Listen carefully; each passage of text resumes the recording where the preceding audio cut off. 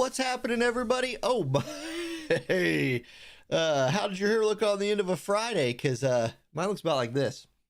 I'm gonna go with not great, but this is the world we live in right now. So how's it going? Who's here? We got Chase, Ada, Adol, Ultra Egos, Jin, Zeno, Warrior Prince, Jerry, and Moon Snail. Hello. Good evening to all of you fine people. Thank you for taking your time off of playing Final Fantasy VII Rebirth. Turn on my air conditioner here. To come hang out with us for Friday Night Fights. Final Fantasy VII Rebirth is, I can confirm, is indeed a good game. Oh, I haven't done my dailies yet. Oh my. Go ahead and collect all this 2,500 viz. Been doing a little story farming here to just get ready for the polls tonight.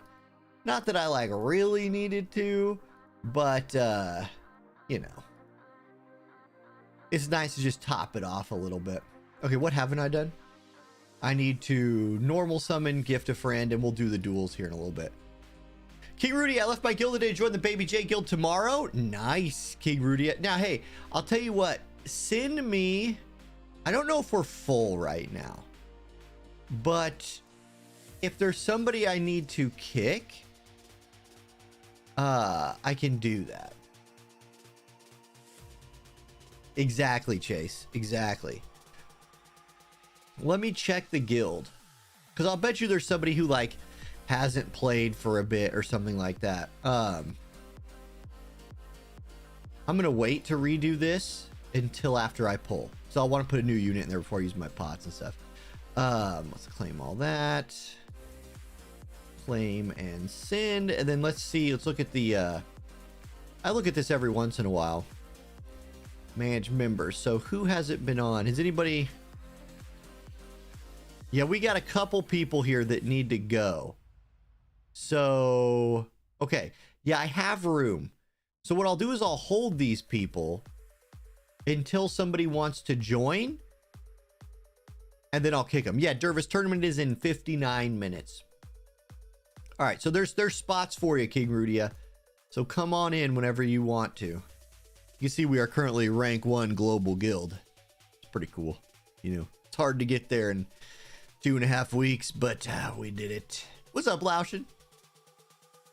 Okay. What statue are we building next? Maybe Lion statue to get another member. We got Kieran statue to 3, which gets us the... I'll just use whatever gold donos I have. That's probably the way to go here. Get every statue to level 3. Yeah. I think that's probably the way to go. Get that new membership.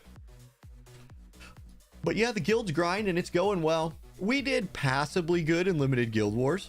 You have a lot of XL guild food. That's what I'm talking about. That's what I'm talking about. That's what we need. I needed to do this. At some point, I need to expand my Chocobo expedition, but I have not been prioritizing that yet. Nice. I'll have 50,000 viz for pulling too. Ooh, 2 friend spots opened. I leveled up a couple times. Maybe I have more than 2 friend spots. Let's see. Oh, yeah. I got Cecil. 4 days, too long. See ya. Okay, so I got 3 spots. Let's do... I've been sent some additional friend rewards. Well, excellent. Excellent. Anyway. What did I complete? I must have done something. Anyhow. Friend search. So here's my code. I'll go ahead and throw my code into the chats. It kind of sucks that limited guild wars hit when it did for the new guild, because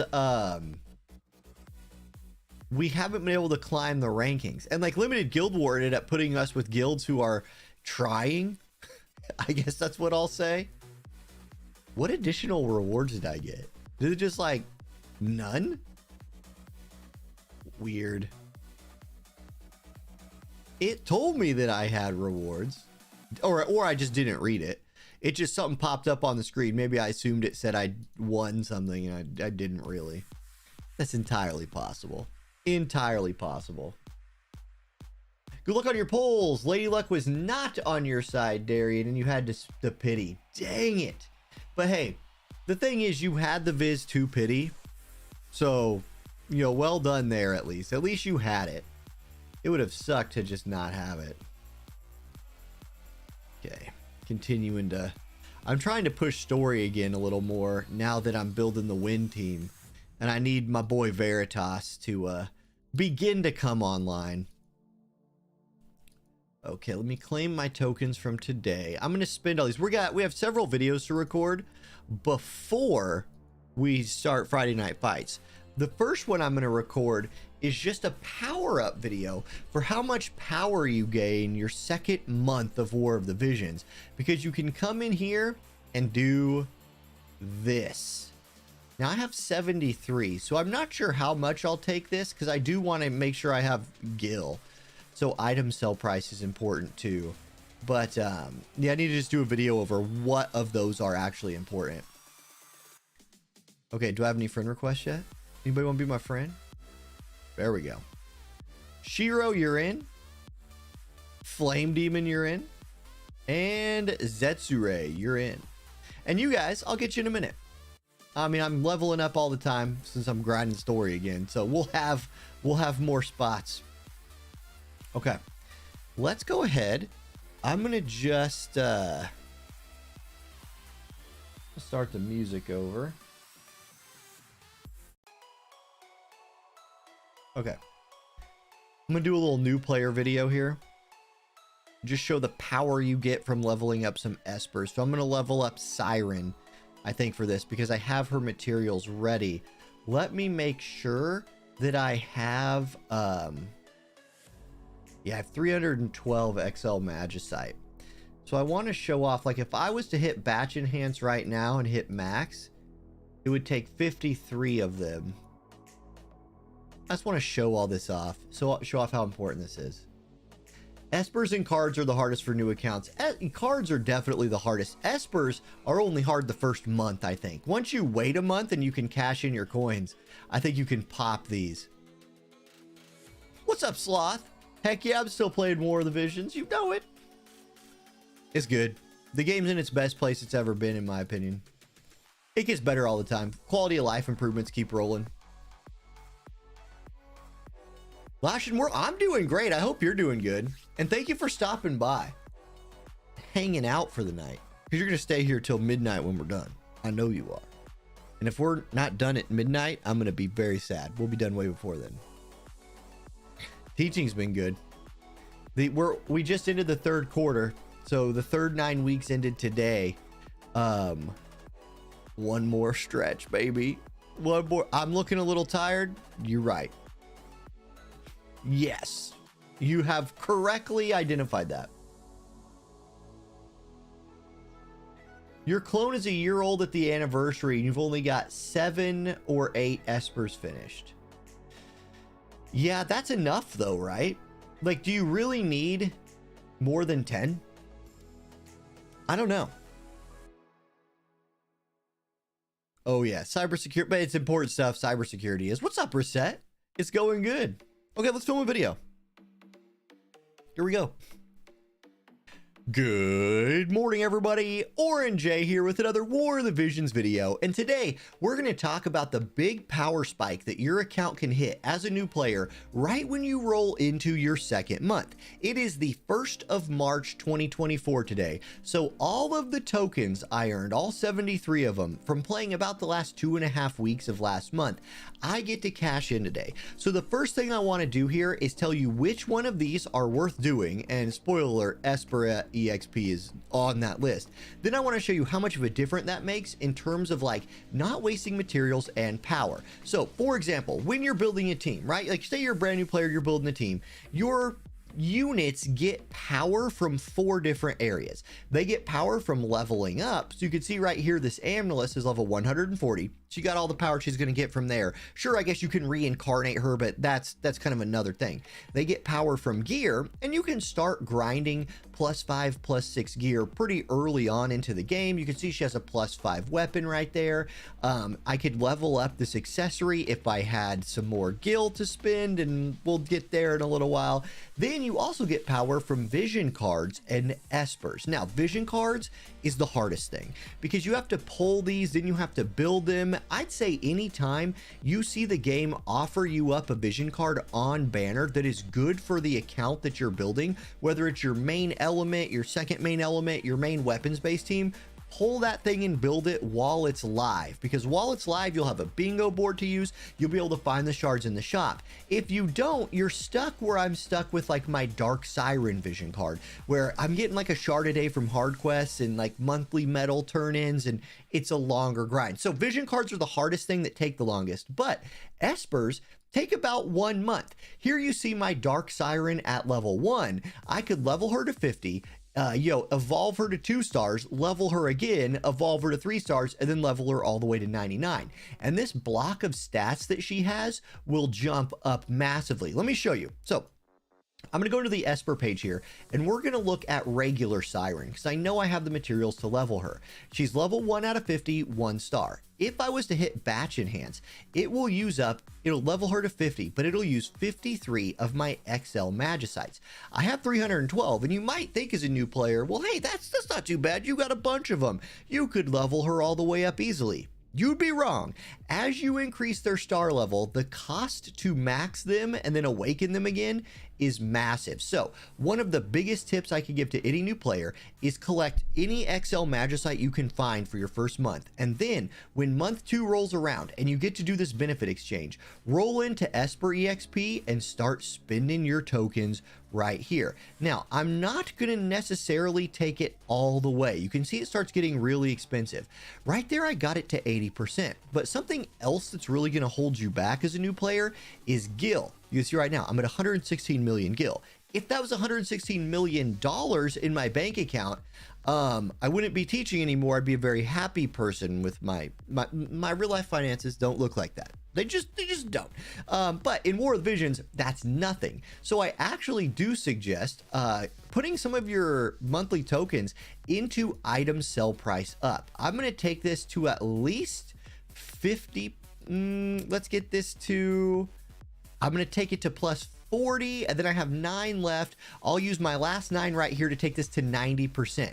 I could have put 9 more here and gotten another 10% boost, but I'll settle for 90% here and 40% here, essentially taking care of 2 of the things that are kind of bottlenecking my account. Now I can go to shop, and all of these gil snappers that I held onto for the first month of the game, I can sell for 870 million instead of whatever I got otherwise. And now I'm up near 1 billion gil. I can continue leveling units, vision cards, espers. It takes gil to level like anything in this game.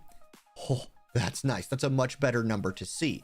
Okay, now let's go look at the Esper again. We just saw before it was going to take 53 XL Magicites to level her to 50.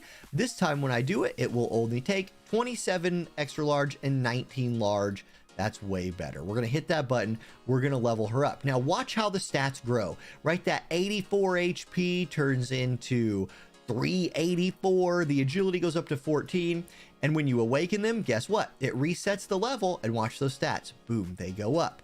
Also, as I'm doing this, the Esper training board, where you get like a large majority of the power of your Esper and like the specific build you're going for, comes from this Esper board right here. So let's get that out of the way.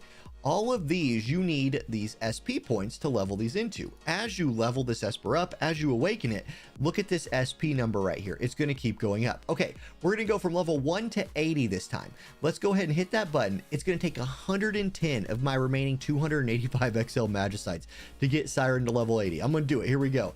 Boom, she's level 80. Watch those stats go up. Oh yeah, that is a much thicker looking stat pool at this point. Then I can awaken her again.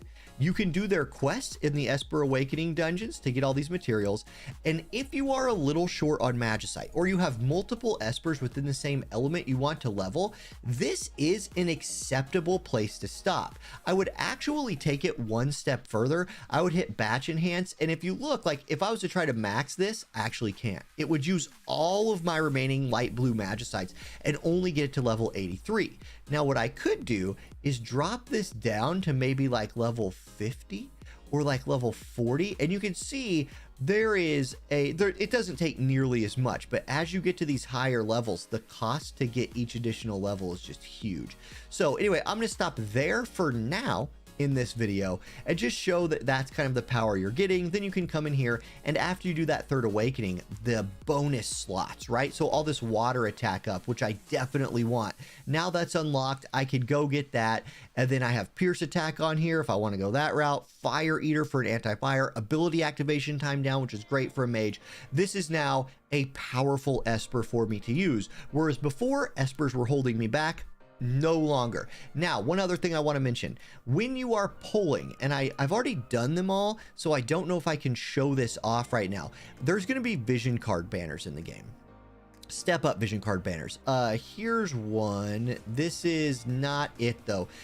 Occasionally you'll see banners that have good rewards. There's 100 XL gill snappers. That's why I'm on step 2 of this banner, because I did step 1 for 1,000 viz and got 100 million gill pre the modifier. That's actually more like 140 million gill that I got right there. But there's also XL Magicites on here occasionally. I pull all of those as a new player, because then I go to my ticket summon list, and you're going to see I have a ton of these Magicite tickets. Here's XL 50 tickets.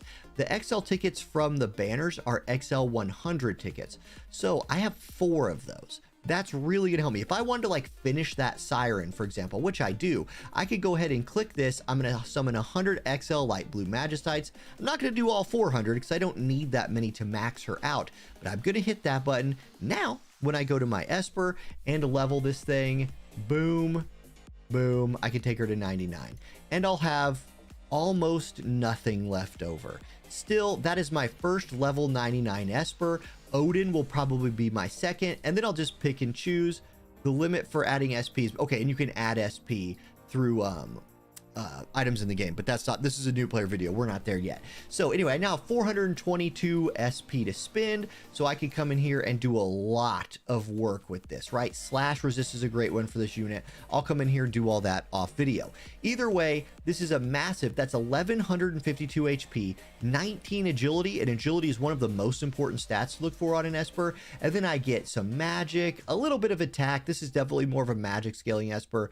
Either way, that is going to power up that, plus all of this, whatever I spend it on, will power up one of my water mages bigly, I guess I'll say. Okay, so that's the video there. That is the one, I call it the 1 month power spike. It's really more like the 2nd month War of the Visions power spike, where one of your big things holding your account back, you can overcome if you have some XL Magicites and you spend your tokens wisely. Again, imagine, you saw how much many materials that took. Imagine if I had tried to do that without plus 90%, literally almost double my Magicite. It would have taken all of my tickets, and I would not still have gotten that Esper to level 99 max unlock. So oof, make sure you do this. Okay, that's it, y'all. Thank you for watching this video. Have a good one, and I'll catch you next time. Peace. All right, there we go. Yeah, Zeno knows the struggle with the 5th graders. Yeah, WoTV Calc is where it's at, Maui Wowie. That site's great. Okay, now it is currently 6:17, so let's take a look real quick at this right here. Here's our bracket so far. Let's refresh this.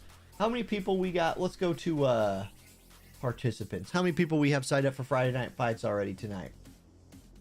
We have 30, so we're gonna have about as many as we've had the last couple of weeks.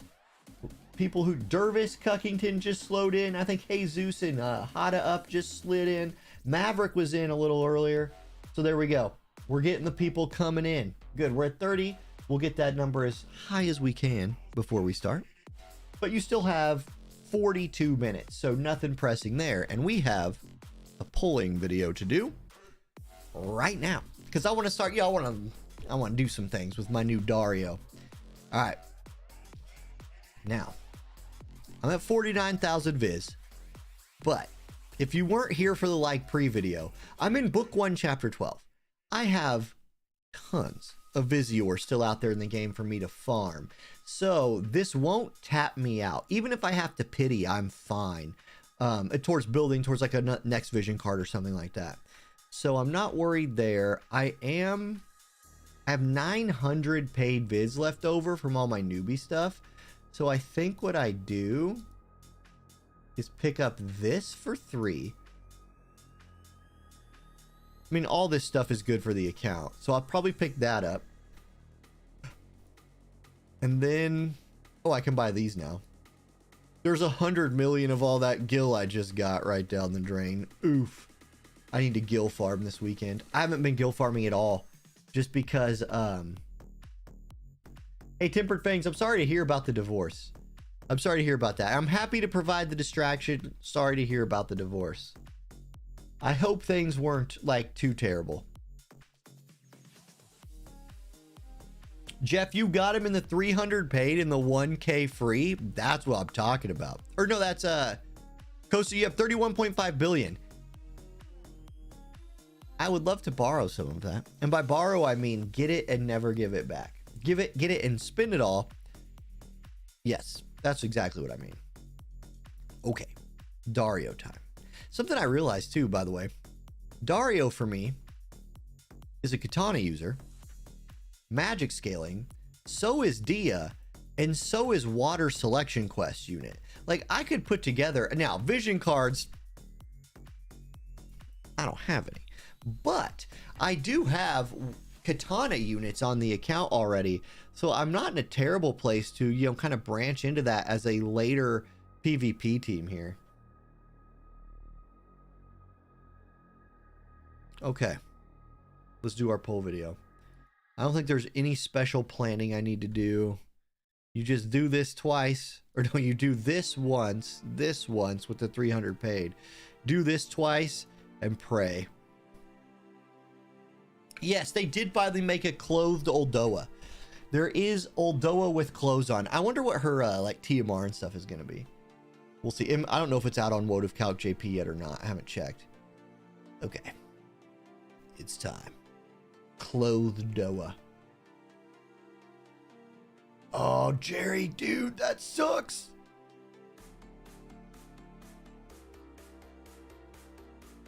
Okay, let's start the song over.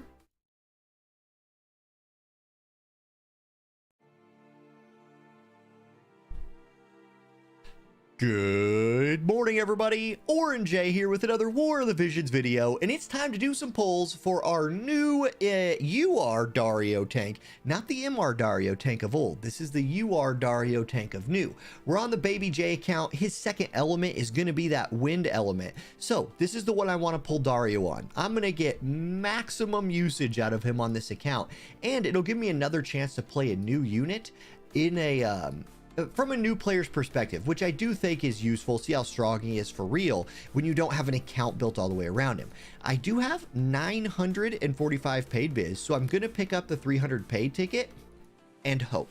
That will be my paid investment into him, and then I'll do just the regular pulls after that. So without any further ado, let's do this thing. All right, 300. Oh, I'd have my daily free ticket. Let's go ahead and start there. Did I just waste 300 paid? It looks like I did not. And indeed, I did not. That's Liarte, who I might not even have like maxed out. An interesting thing. Oh, I do have her mind sphering for me at least. An interesting thing about this account. The only new unit I've pulled was Crystalborn Shadowlings. And since she was just a pack that you buy, I have never on this account pulled on a fresh banner. So this is my first time doing that, which means I'm going to get a ton of stuff that I need. Like all of the soul stars and vision stars and all that stuff I have is from like random little pulls I've done here and there, searching for like side benefits or one-offs on random pulls with, you know, good like gil amounts on it or something like that. 300 paid ticket was a whiff and a half. I mean, I don't think I got anything there that I care about except the soul stars. Like I do need those. I need those 4 Dario today in the worst way. So that's something. Now, we go here. What are my bonus prizes, and do I care about them? No bonus prize except for step 1, except for the discount. I like that. Energy pots are fine, and then your real good bonus prizes are steps 3 and 4 with the shards and the mind spheres. A really interesting thing that could happen, and I'd be thrilled if this did happen, if I got this pull, let's say I pull him on step 2. For this account, I 100% do step 3 and 4 for the for the shards and the mind spheres that are just at cost, but come with a 10 pull. Because man, the game is clearly meant for you to pull. Oh my. Oh, Dark Odin, don't mind if I do. Excuse me, I wasn't dressed Dark Odin for the occasion, but if you want to, excuse me, sir. It's not Dark Odin. That is indeed not Dark Odin, but it is a UR. So does it come with, oh wait, there's not stars on this one. Dang it. Still, it comes with the ball. It's something. It's something. Anyway, almost. So as I was saying, I'm actually okay with pulling Rainbow Vision cards if I'm going to miss. If I were to pull him on this step right here, I finish the whole, dang.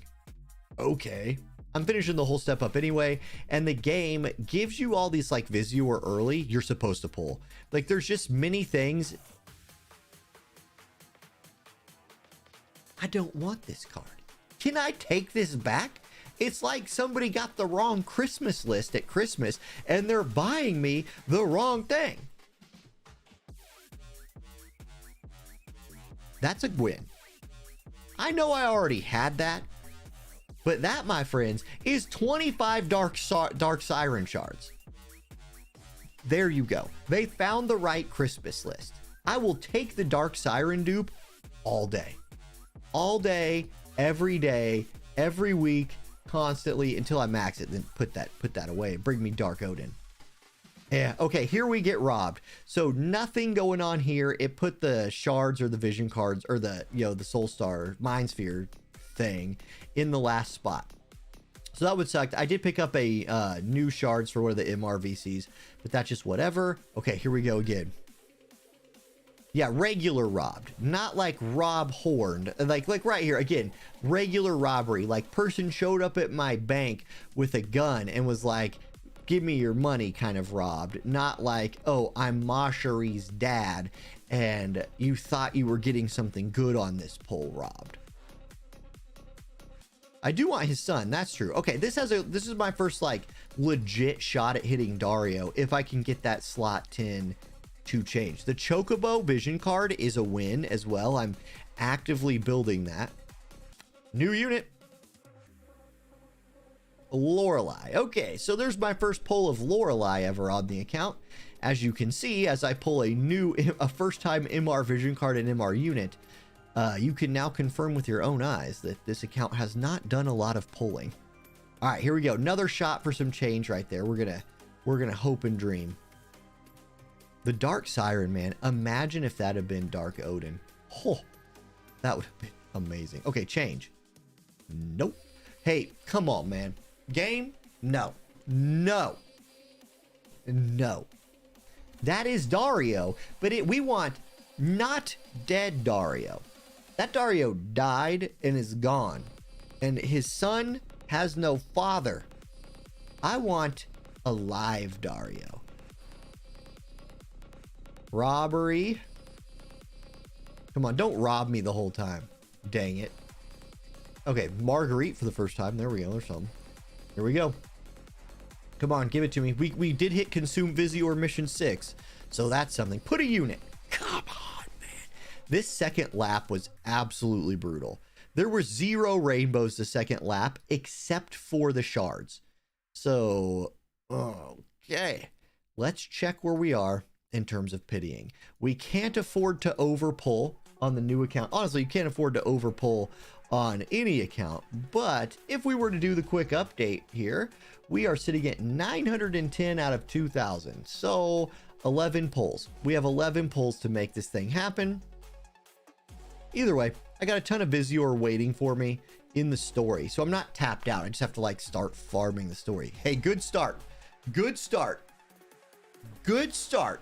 We get a unit right off the bat, rainbow unit, and I think ooh, baby. All right, what this is Dario, and then this is a duplicate Dario. We're gonna hit him twice right here. Oh, 3 times? Upgrade, you say? No, not an upgrade. This is not him. This is Jaden. Okay, so that's regular Jaden. Don't be baited by walkout animations. There's gonna be walkout animations. It's a brand new account. Okay.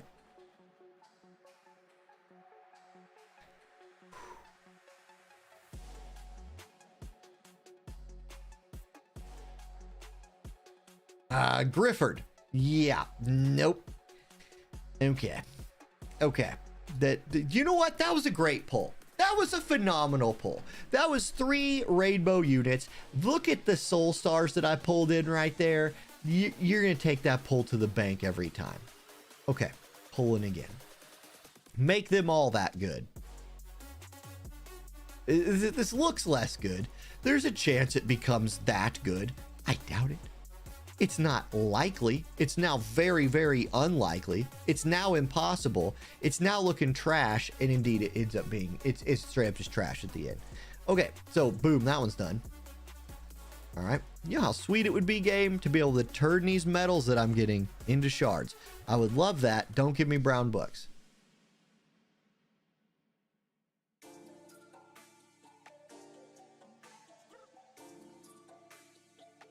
No. No, this is not the way. Guaranteed change right here, but does it go all the way to sparkling rainbow crystal? It does not. We get Ryryu. Yuck. If I'm gonna if I'm gonna miss, if I'm gonna hit MRs, I want to hit water MRs, which is only Ramada, right? Isn't Ramada it for water MRs? I think that's right. I think she's the only one you can pull. I know she's not the only water MR, but I think in terms of water MRs that are on the banner, it's only her. Come on, man. Or wind. Although seeing a bunch of Darios is just going to trigger the heck out of me. Still, Uni, Balo, Naya, Severo. Severo and Uni are at least on element for my selection quest team. Okay, Ravis is nothing. Phoebe, yuck.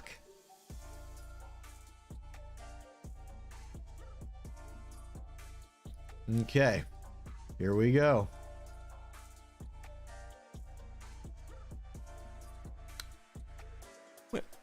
Gold book, you say? I'm a fan of these golden books.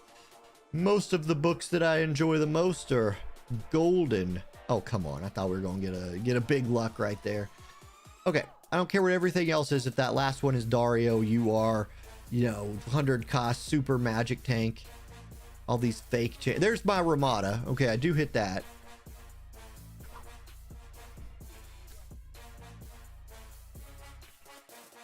Here it is. This is not him. This is what? Oh, it's Charlotte. Okay, well, there we go. We got our first Charlotte, who I'm not a lightning player here. So, okay. Hello, Charlotte. Goodbye, Charlotte. Thank you for the soul stars. Next poll, please. Nope. I mean, it's like a desert, but blue. And, yeah, gross. Okay, at least Lorelei is on element for, eventually being able to be used in selection quest at some point. I don't know how many pity medals I'm at. Honestly, I lost count. Gold book, please. Come on. I'm going to watch the spin. Spin. It's going to come in. It's going to come in like this, and it's going to spin. No. It did not indeed spin. Okay. Click it through. Mish. Vadim, Little Leela, Valade, Little Leela, Cotty, on element at least, Balo, Murmur, don't do it to me, gross, Lilith. I mean, honestly, Lilith ain't gross, but in terms of what I wanted or didn't want to pull, yuck. Okay, next pull. Spin it. Spin that book. We got the tunes going. Dance for me. Dance. Nah, man. Took the easy straight path right there. We wanted to spin that thing and do some dancing. All right. Again, the Lorelei is the MR unit of the night so far. Come on, change. God, this straw, gross. You know, I haven't even hit Warrior of the Darkness unit or whatever the current, like, Warrior of the Crystal Thalant Dario is on. Get these brown books out of my... I retract my previous statement about you, book. You did the dance. You spun around. You turned into the rainbow. And then you gave me Livial and her anti-gravity. Y'all know what I'm talking about. Shadow Links, Uni, Mish, Valade, Balo. We don't know how many more rainbows we're going to see in this session. We don't know how many more. This could be it. This could be the last one.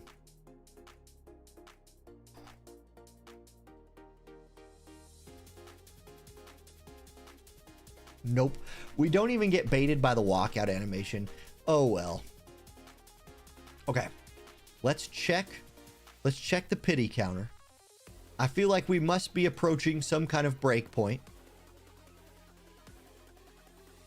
We are at... Okay, 2 more. 2 pulls. That's what we have left. 2 more pulls. Push it. Button. Go. I needed the dance. We got to dance it. Spin it.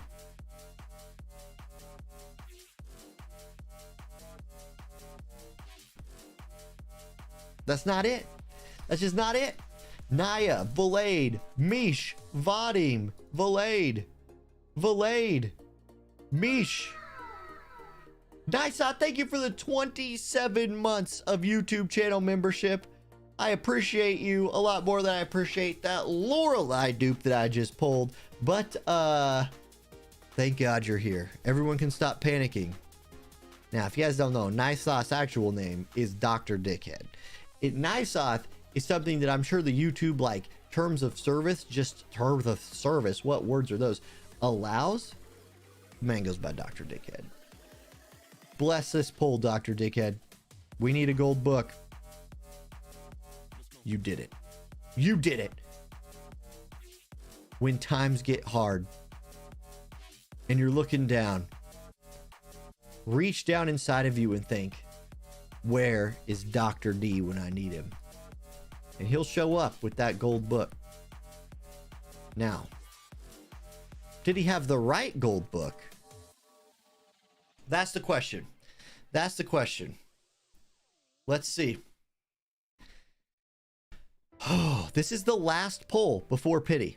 Technically, this was the last pull before pity because we had that like one-off ticket. Look at those colors floating off. Come on. You can do it. It's just Gerdsbeck. Okay. Well, Gerdsbeck is at least somebody that I'm building. Yuck. Okay. That means that we wait. We just wait. Luke, thank you for the Prime for 16 months. Thank you. Here's what happens now. We sit on those all week because we get the login tickets and we just hope that we hit them on the login tickets and then we cash all those pulls in for shards. Until then, we wait. We stay strong. We farm story for more Visiore and we'll get them soon enough. Okay. All right. Anyway, thank y'all for watching. Have a great day and I'll catch you next time. Peace.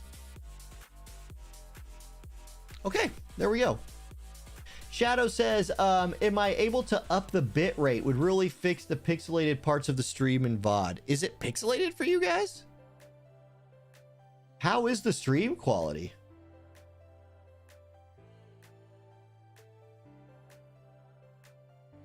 Shadow, I have not heard anybody complain about like the video stream quality in a long time. Like long time. Is it bad? Oh, the bitrate just dies when I do a poll. Ew.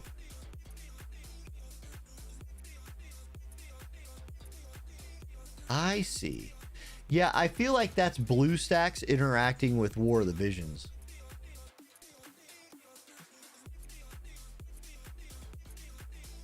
Maybe I'm wrong.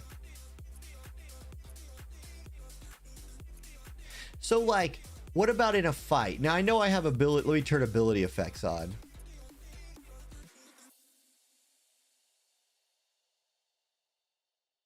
So like, what about in this battle? How does it look?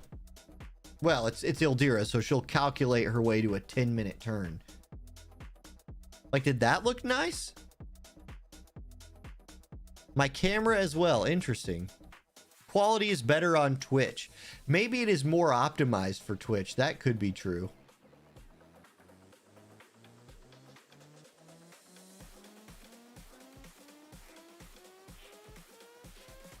I don't know. Right now the bit rate is set to we're at about 2800 kbs for the bit rate.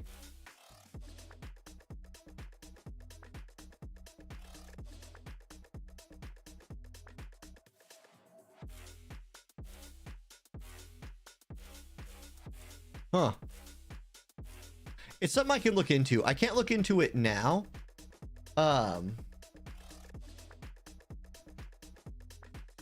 Interesting, because a lot of people are saying it's good for them. I don't know. I can check to see if I can make the bitrate higher. In the past, so the reason I have the bitrate set to what I do now is in the past, I had to set it low for YouTube. When I used to just stream on Twitch, I could stream in a much higher bitrate. YouTube, when, and then again, I started streaming on YouTube like early for YouTube streaming. Like before gifting memberships was even a thing, I was streaming on YouTube. So I don't know if maybe they've improved, but back in the day I had to set my bitrate to what it is now to make it work on the platform.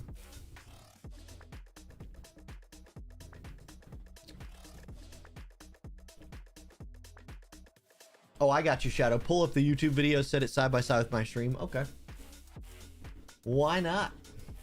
It's easy enough. What? Clake Zhalk is live? Dude must be playing Final Fantasy VII Rebirth. I don't blame him. That's that's a sweet game. Let's go to my channel. Live stream. The YouTube video, set it side by side. I will mute it.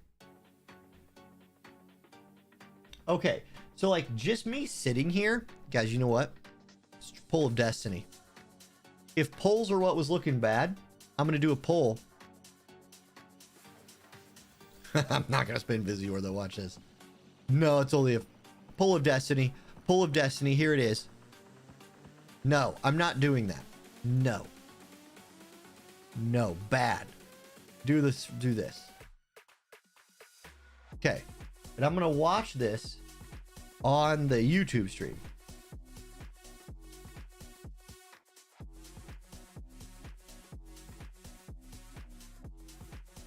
It's coming through at 1080p for me on the YouTube stream.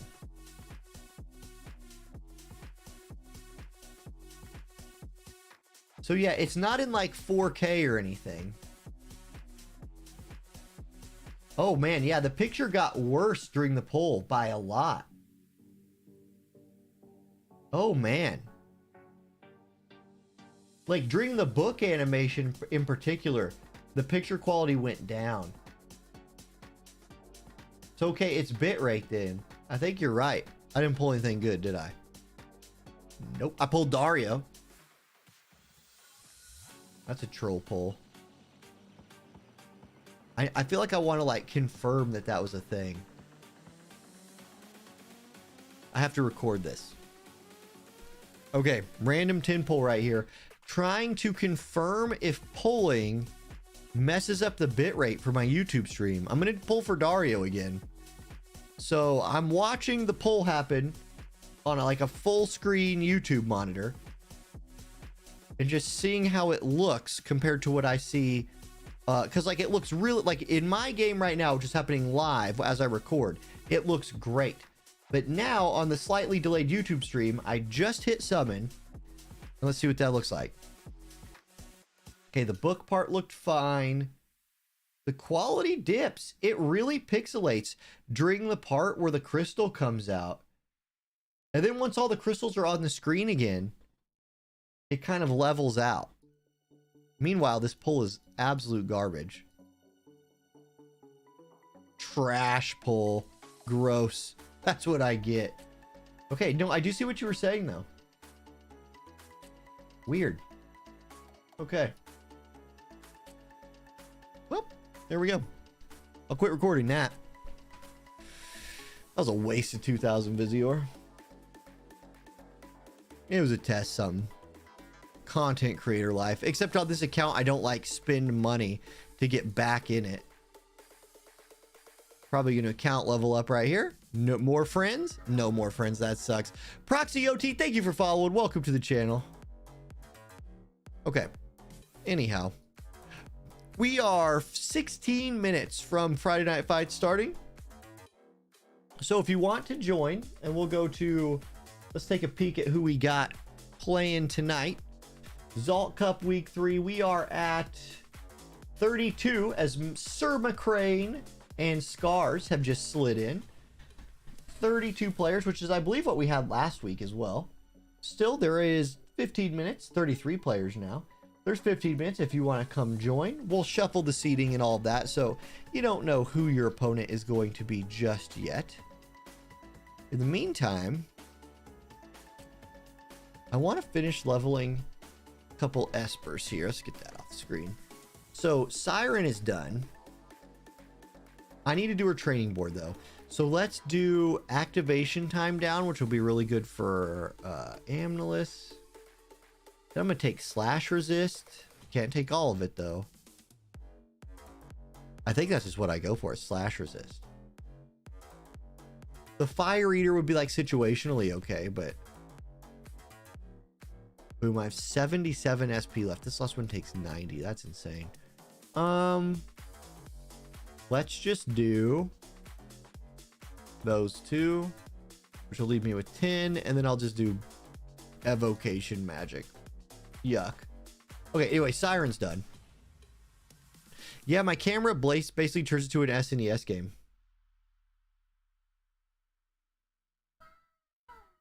What's up, Arya? How you doing? Albert, thank you for the Prime sub. Welcome to the church, Albert. Albert Rotten. Albert Rotten. Thank you for the sub, my man. Welcome in. Arya, nice to see you.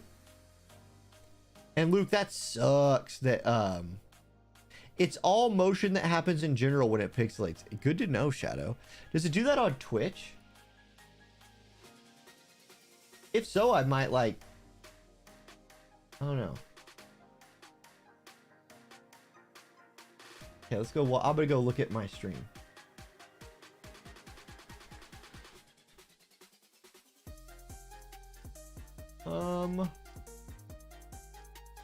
Go to my channel here. Mute it. Man, instantly the Twitch stream looks cleaner to me.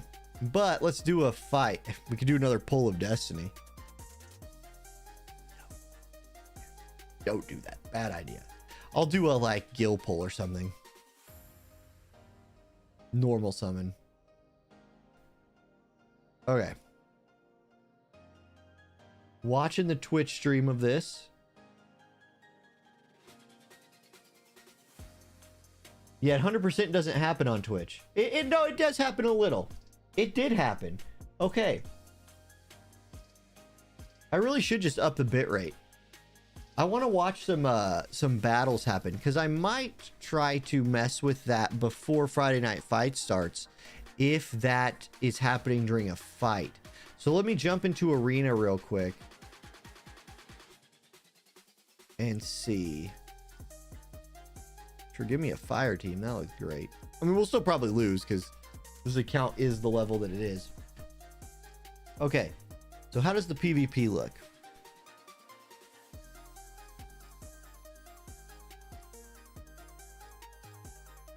The loading screen looks great. I mean, can't complain about the loading screen at all. So we got that.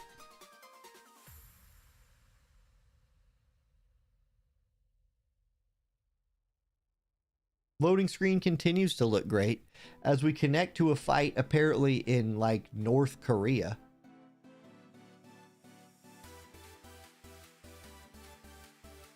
It's kind of trippy to like watch yourself on stream, especially with the delay. There is, like, FYI, there's about a 3 or 4 second delay on Twitch and a much longer delay on YouTube. Hold on, everyone where I'm playing is on dial-up. They're on their Wi-Fi dial-up network, I guess. There's the connecting. Okay. So far, so good.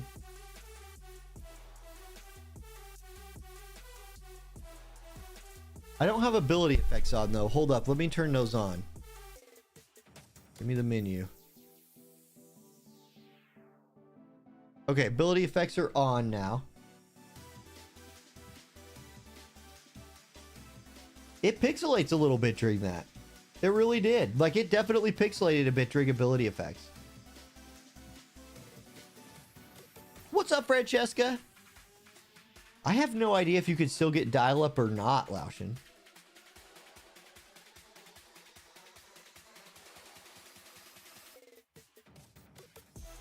I wonder if... What if I, like, full screen it?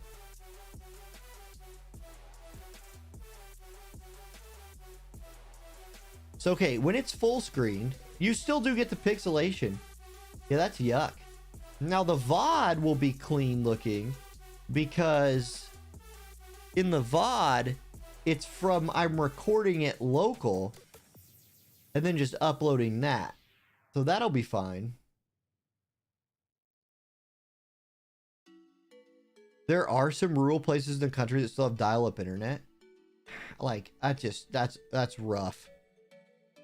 It is actually insane. Like, nobody even has dial-up phones anymore, much less dial-up internet. Okay, well, for the next stream, I'll get the bitrate changed. Heck, I'll probably just be playing with that at the beginning of the next stream. Yeah, Arya, the characters in this game look so great.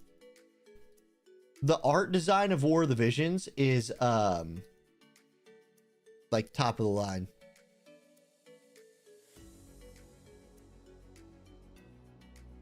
And Amnilus does always look good. It's a great looking character. Okay, 9 minutes left on tournament registration. So, hop on in if you want to. I'll go ahead and throw a link to the Discord if you want to ever join. My Discord, here it is. Throw a link in both chats right here. That's where you're going to find all the rules, the sign-up information, and all of the above. Try and fight this rando team. I should have leveled up my Espers before doing this if I was being smart, but we are running short on time before the start of Friday Night Fights. We're up to 34. Who is the latest person? 6. Welcome in, 6. Numero 80 in there immediately. Same with number 1 hero, Hierarchy, Dropstar. Got in there quick. Zubat with butt with legs. Great name. Phenomenal name, Zubat, butt with legs.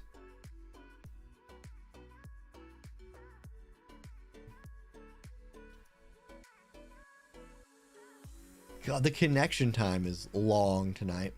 And I'll restart the game before we kick off the tourney, of course. Okay. Let's put ability effects on. It's on stream. Let's watch it. Let's make it look good while we watch. Boom, boom, boom. Here we go. Do I have all of Amnil's buffs turned off? I probably do, because I have her in like PvE farming mode. So I need to adjust that for next week when I get a little bit more serious about PvP.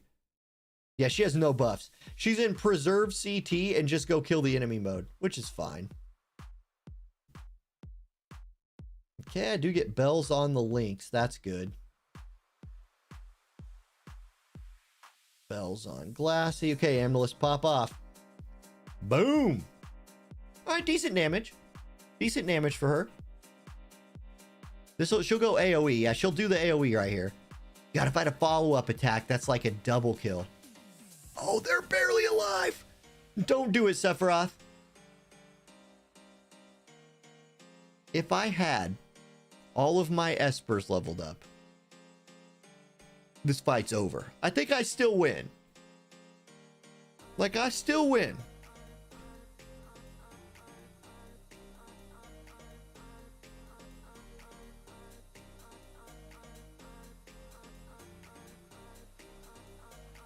Yeah, Francesca, we can decide the rules during the tournament. Like last week we did that. We had the 1 UR no 100 cost rule locked in at the but by the end of the stream. So yeah, we can do that. We can just make that a thing that we do every week. Looks winnable.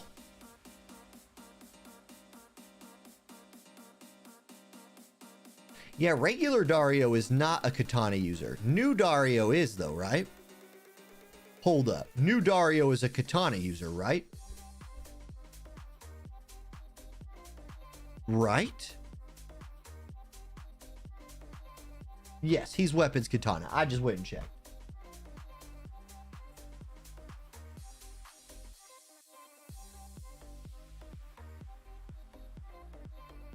Okay, who just joined? Beowulf, welcome in. Yeah, my bad. I probably could have just made that a lot more clear too.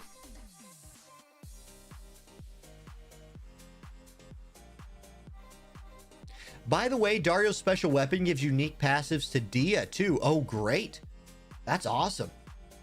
Because Dia is a staple of my account right now. Okay, we're going to leave a bill. I'm actually going to skip this. This is a win. They're all level 120. I better win. You guys didn't see that. That was a win. Everybody knows that was a win. That was not actually a loss. It's tied to all map. I love when they do that. They've done that with several weapons in the game, tied them to just like class specific stuff. There's not going to be a fire team on here. Oh, there we go. It's not. Yeah, we'll try it. This is a loss, but we'll try.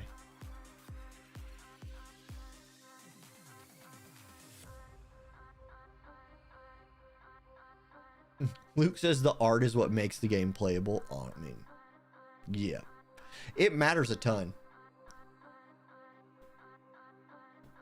Ah.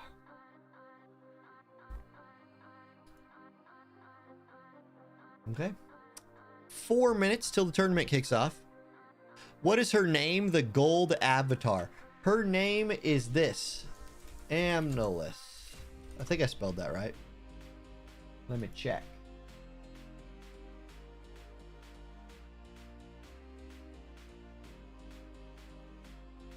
Well, I was going to try to check. Come on, website. Load.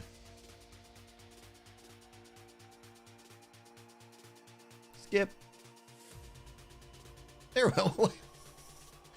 Again, this, I hate this arena map. Like, get me off this arena map immediately. I despise it. Okay, this is how you spell her name. Like this. Amnilus. Only one L. Like that. Yeah, you love, she's your favorite one? She's great. She's great. Come on, give me a fire team. There we go.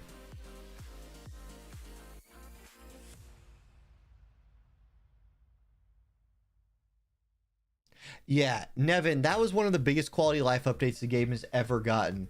The ability to use trust stones on the same unit, like, that is, it made trust stones accessible for everyone for like the first time ever. Like, really accessible, I mean. It was funny. Who is it? Amy? Gosh dang it. Her name's Amy, but she makes YouTube videos for War of the Vision. Suspect Amy. She made a newest lazy man's guide to War of the Vision's trust stones. And she literally like showed pictures of all of my lazy man's guide for trust stone videos. Because every time they've changed the system, I've made a new version of that video. And she was like, these aren't lazy enough. And I was like, damn. Like, if you need lazier than that, okay. And her video was good because she was like, we are the most lazy. And it was literally like, make a green stone of every one, call it a day. I was like, dang. Jin, yes. Okay. Luna Katone's CT up. When she hits people, she goes up there and hits 3 people, and she goes CT up, CT up, CT up. If she didn't have to move before she does that move, I've never seen a situation where she gets to stand still, use that ability, and then does not immediately go again. And there's a chance that she'll do the same move again and go again. It's crazy. She has been so good on my main account. She is just another one of those 70 cost units that is a monster. I'm going to take damage right here. Ooh. Don't do it, Soul. Oh, get him, Amnilus. Amnilus, your casting time killed you. All right, Mont. That was good. Good job, Mont. Lynx is dead. Or not Mont. Elda. Elda, you got this 1v1, right? Like, I feel like Elda's got this. Good, he casting timed himself to death. Just like Amnilus did. Okay, that's not bad. We won like 3 out of 4 tonight. Again, for an account that's using 1 leveled up Esper. Pretty good.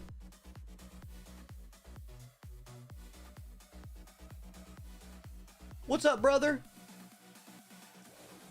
Okay, let me restart the game. I'll restart BlueStacks completely, actually.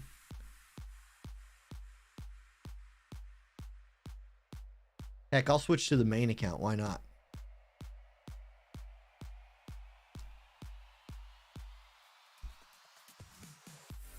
Never mind. It has to update. We'll switch back to the Baby J account. Of course, Streamlabs auto captures the multi-window manager because, you know, that makes sense. That's what people really want to see. Boom.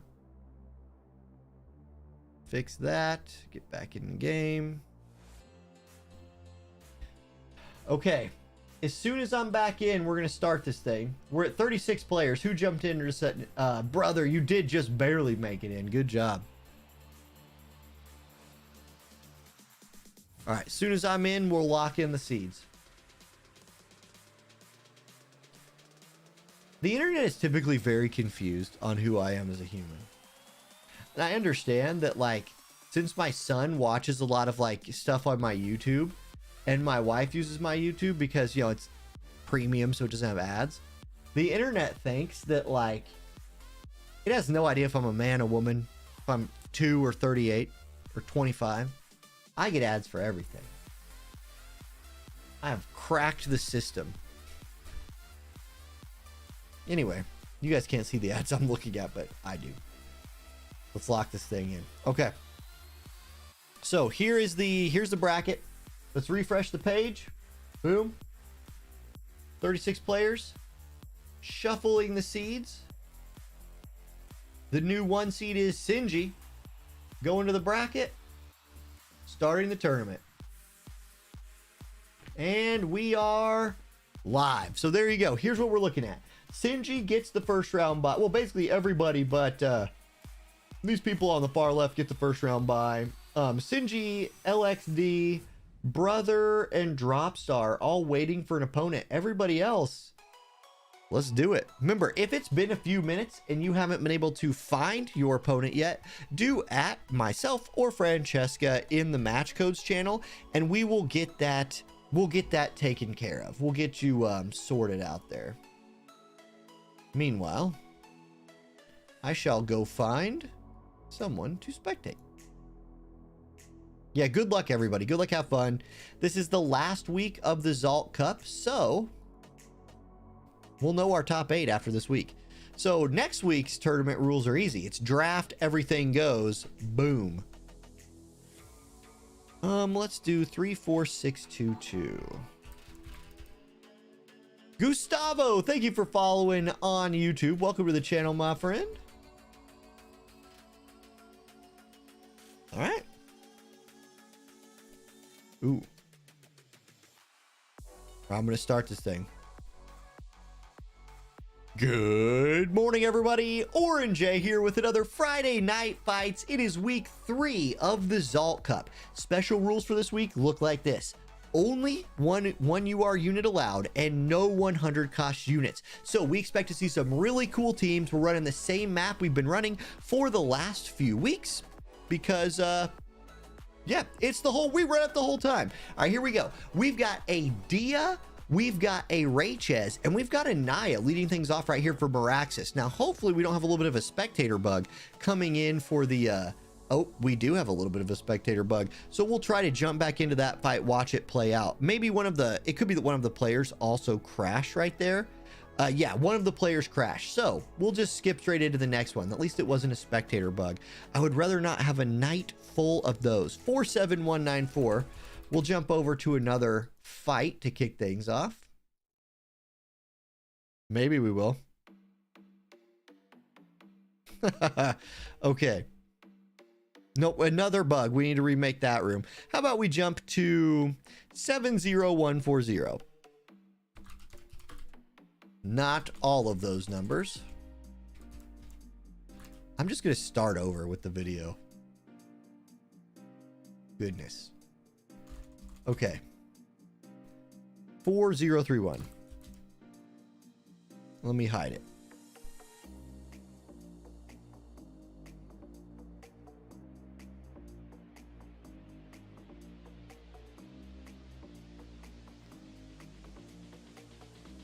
Okay, whoever Siflo Parox is on Discord, and then #1 hero, whatever your guys' Discord names is, for next week, can you try to make those your challenge.com names as well? Because it's very hard for people to find you on Discord to find your to find you here. Oh man, we went from having like no problems the first 2 weeks to like problem city today. Okay, well, let's keep looking for a match.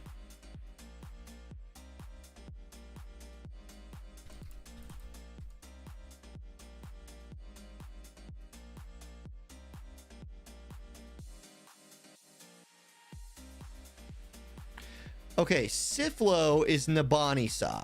So, who was looking for Siflo? So, Sir McCrane, Nabani-sa is Siflo.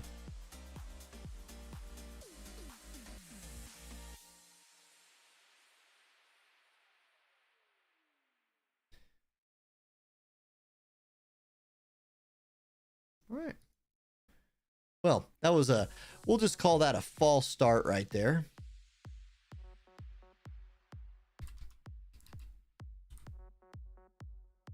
And we'll just restart the whole thing.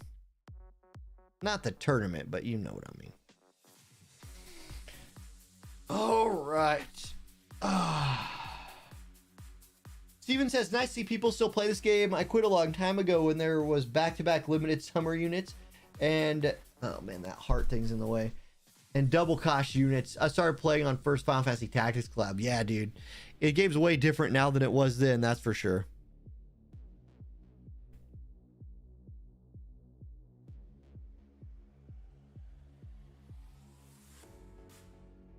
Okay.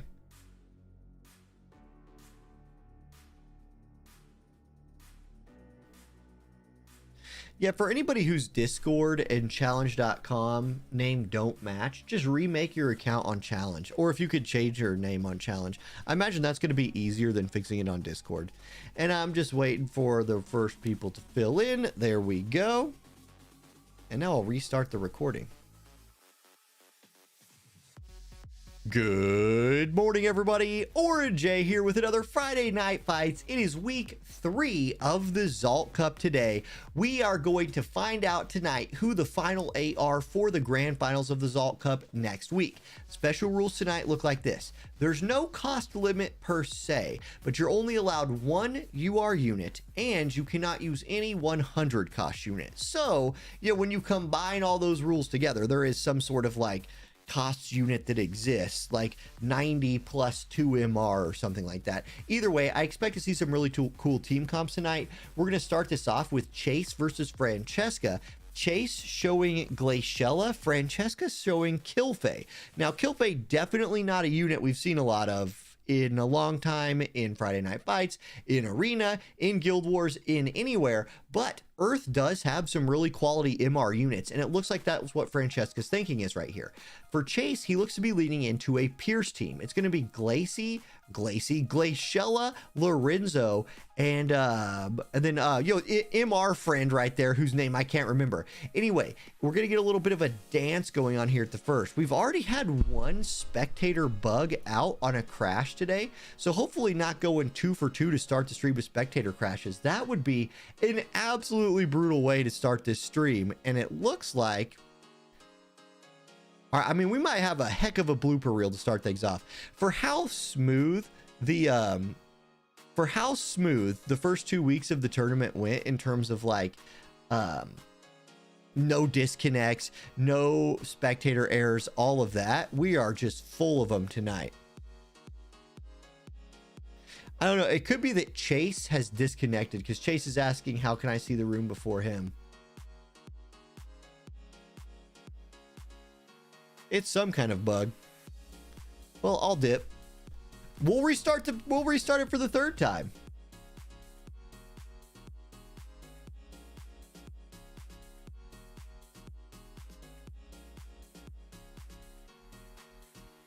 Okay. We're eventually going to start Friday Night Fights. I mean, the tournament is going on. Let's do 2-2. I want to get in a room that's at the beginning. How about, let me turn streamer mode off here so I can see people's names. Let's do Aethersmith versus Zuvarius. 6-7. Nope, I won't type it there. 6-7-4-3-4.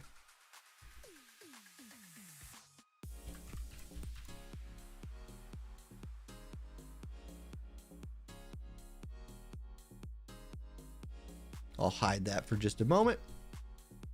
Okay, here we go.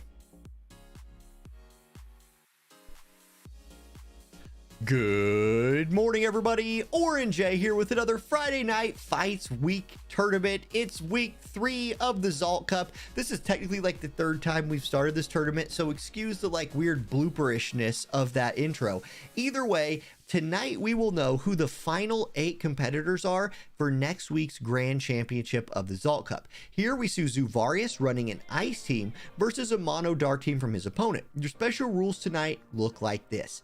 No 100 cost units, only 1 UR unit allowed. So expect to see some McLeods, some Valentine's Day Soliers right here for the ice team. Expect to see some really spicy, different looking team comps tonight. So a nice chance to show off some of those units that you don't normally see. Now, Aethersmith is taking advantage of New Catone, the 70 cost Dark Strike unit, who I gotta say, in terms of units in this game, hits way above that 70 cost level. I've been loving her since pulling her on my main account. We'll see what she could do here. She's gonna have to chew through that Nasha on the ice team. Now, McLeod, known for having a lot of really good range, is gonna drop a massive neutralizing lance on the back line right there. Little Leela, the tank for the Dark team, is already down, and now Bombardment of Love is going to come out from Valentine's Day Solier. So here we go. We're going to get 7,800 damage on the Catone. She lives by a hair, and now we'll see if Nasha can take her out. She can, and this ice team is just blitzing Aethersmith's Dark team. Here comes a Drain Zone, so looking for a little bit of healing right there. A little bit of healing does happen, but with that haste, Nasha's already, it's Nasha, already going to get to go again. Then McLeod's going to follow that up. He has 60 AP left. He's not even going to use any. He's just going to do a little poke, and Zuvarius will pick up the win to kick Friday Night Fights off. GG. Let's go to the next one. Let's have a good night.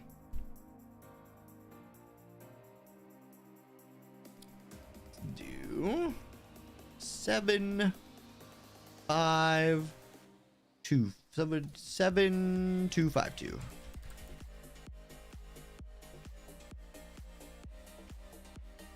We might see Balo in this tournament. It's possible. I am the cursed spectator. It's true.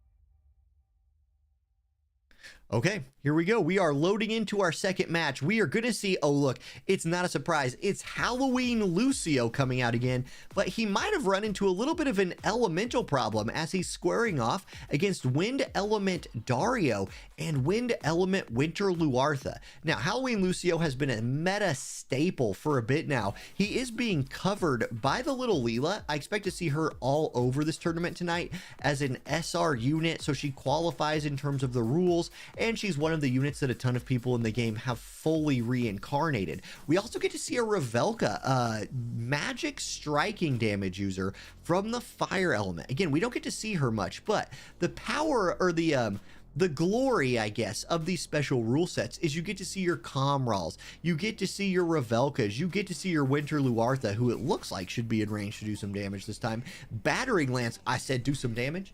I said, dude, she did some damage. That is 2 dead units right there. Dario heals himself for like 100 for some reason. Revelka's gonna look to take him out. She will take him down, but she finds herself in a little bit of a tricky 2v1.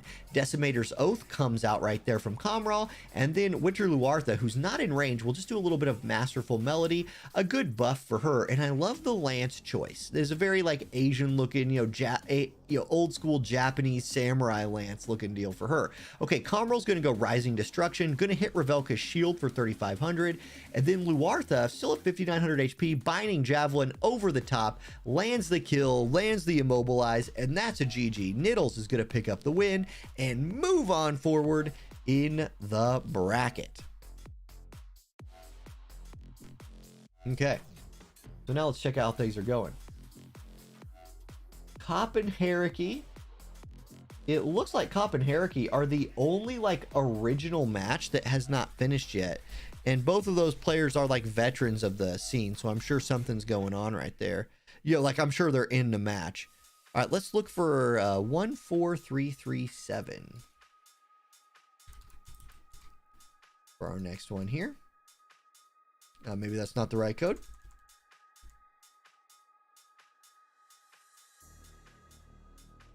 Oh, never mind. That match is fake. We'll just wait for a new match. Then looks like we're in a little bit of a no new matches lull. There we go. 70407. We'll hop into that one.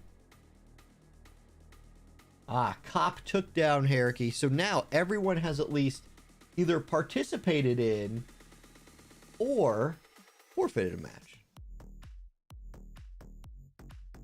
So we're moving along. Did we have some false starts? Yes, we did. Did we recover? Yes, we did. So this is going to be Cop versus Brother. So where is Cop versus Brother in here? It's going to be right here. So we'll see. Yeah, this is a winner's bracket round 2 match. We got a little bit of a mirror matchup situation here. Both players again in similar attack and magic values. I wonder if they're running the same team. It could be. We could see a little Marial versus Marial true mirror matchup.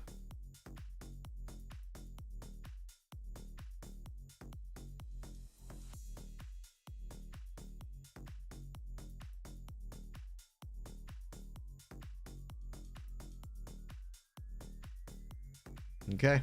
Cop has readied. Brother still putting that initial formation. Very important. Get your units where you want them to be. Okay, so Hierarchy was a no-show. Got you. That's surprising. He's usually here. It happens. It happens. Okay, both players ready.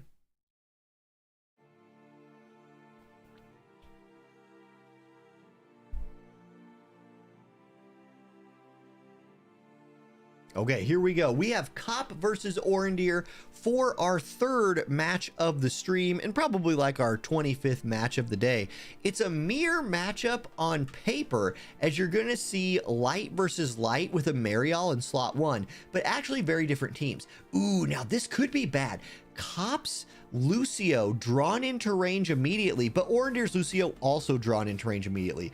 I doubt either of them calculated this. I don't think it was probably planned by either player to have Lucio immediately go, spend all his AP on like an initial turn ability. Now, it is a nice follow-up from Marial, and you do have a Grace on Cop's team. So Grace will provide some clutch healing here, and Fina will be around to try to do that for Orendir's team. It's a bit of a mirror matchup, the only difference being the Fina versus the Grace. Fina gonna go DPS mode, and oh, that's big. Fina is able to snipe down the Lucio while Grace is channeling the heal. Now, had Orendir's Lucio still had a bunch of AP, I would say that might be hard to overcome, but that Lucio is now drained. So Grace, if her AI works like it always has, she will look towards healing up Marial next before trying to do some kind of like, full life onto Lucio. But if she's allowed to get Lucio back in this fight with a full life, it could turn this fight around again. Now, I gotta say, first of all though, this some big damage coming out here onto Marial from the other Marial, and then Fina's gonna heal that up. So Fina goes into support role.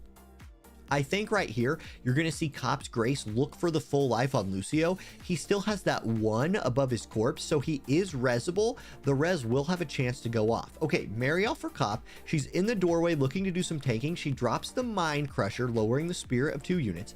Fina has enough AP or TP to do whatever she wants. Marial from under the wall, 5,000 damage. This is like DPS Marial over here. There's the full life onto Lucio. He's back into the fight, so it's a 3v3 again. He only has 17 AP. He's going to use all of that with his Crescent Break, and then Superior Healing is going to top everybody off. Now it's Grace's turn. She has a low HP Marial in the doorway. That's where she's going to look. Here's the question.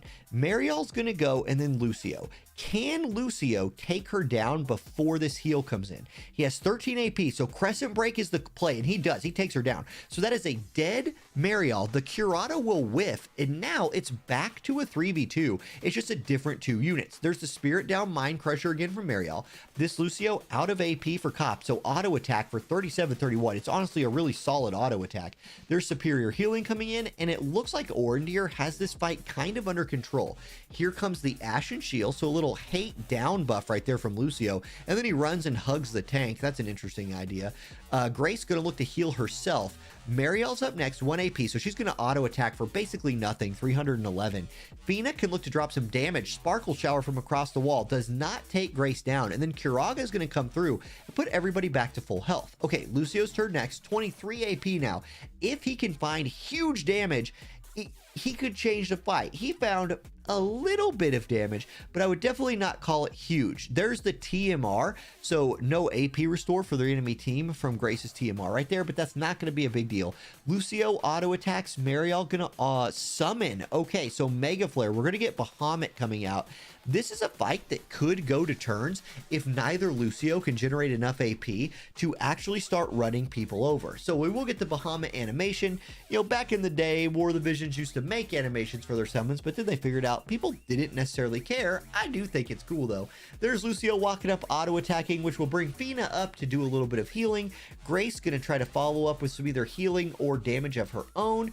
Lucio, Radiant Nova comes out. Okay, does hit both units. We'll see if that's an AoE heal coming out right here from Grace, where she's going to get herself and Dario, or not Dario, but Lucio. It is. So Grace doing her job at keeping people alive, at rezzing people, but just no damage to get through right here to Orendir's team. Okay, Lucio's up, 8,000 HP. He has to just auto attack again. 5 turns left, and it looks like Orendir's gonna win just by virtue of having 3 of his units left versus only 2 of Cop's. All right, here comes Grace. She's channeling. We need a kill, and we're not gonna get it. Here comes Grace's heal. So, I mean, that's gonna be like a full HP Lucio at the end of this fight. Well, no, he's not, because he's going to take this Scintillating Eclipse for 8,100 damage. Oh my goodness. Fina, can you take him down? It's the last turn. Can you just kill somebody? Sparkle Shower? She cannot. Still, Orendir will pick up the win on turns. Both teams went with this like defensive, heavy healing, really hard to kill squad. It worked. No one lost until turns ran out, and then Cop lost. So GG Orander, you will move on, and we will go find another fight. Let's do Shoeback and Tomata 66031.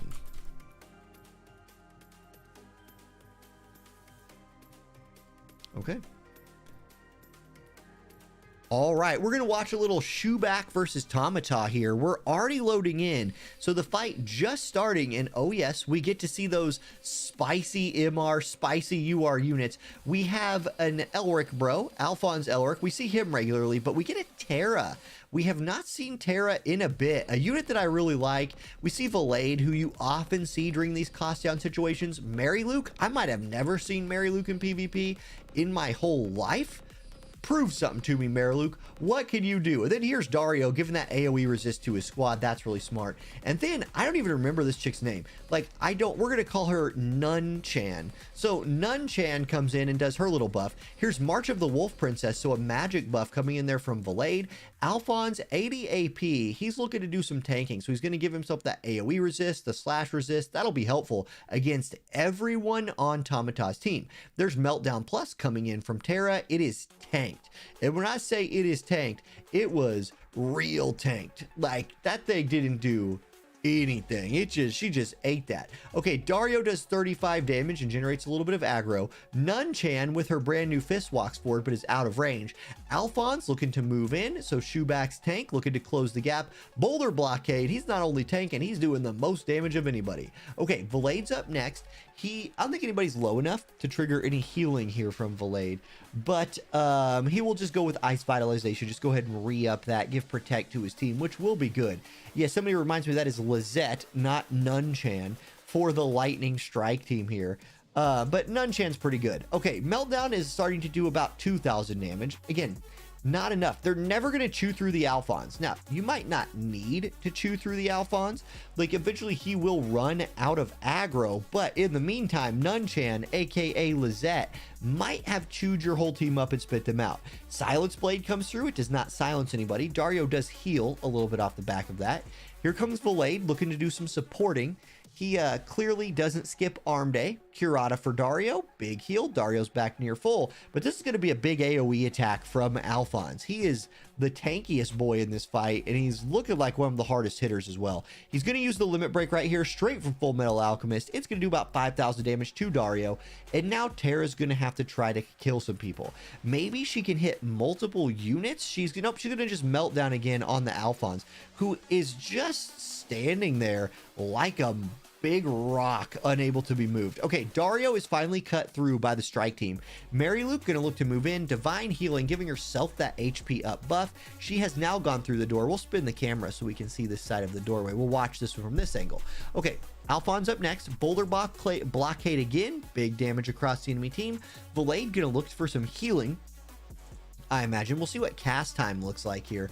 Terra's got her work cut out for her. Terra, this is oh no, full life. Okay, good job, Valade. He does with full life, brings Dario back. Now, Dario's not going to get a turn until both DPS units on the enemy team get a turn, which means he's going to get chained hard. Okay, Terra's up next, 44 AP.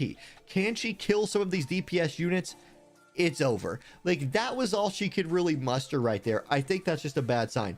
Shoeback's team just looks too hard to kill. Alphonse is running low on AP, but kills Dario again with exactly the amount of AP he has left, which opens up Mary Luke to skip straight to the back line, punch Terra twice straight in the gut, setting Lizette up to move in and buff, because, you know, she couldn't quite walk that far. Okay, Valade's up next. Can Valade prolong this fight with some healing?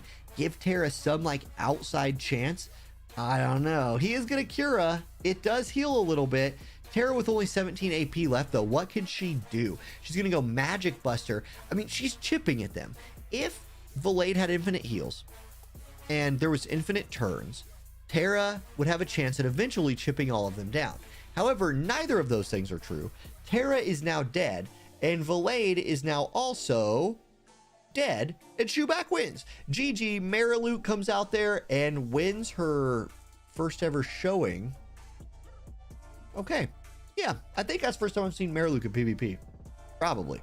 All right, she looked good there. Doesn't mean I don't know if I'm saying everybody build her and throw her to arena, but good showing for her. Let's go on to the next one. Ooh, okay, let's watch Sushi versus Nabani, 36530.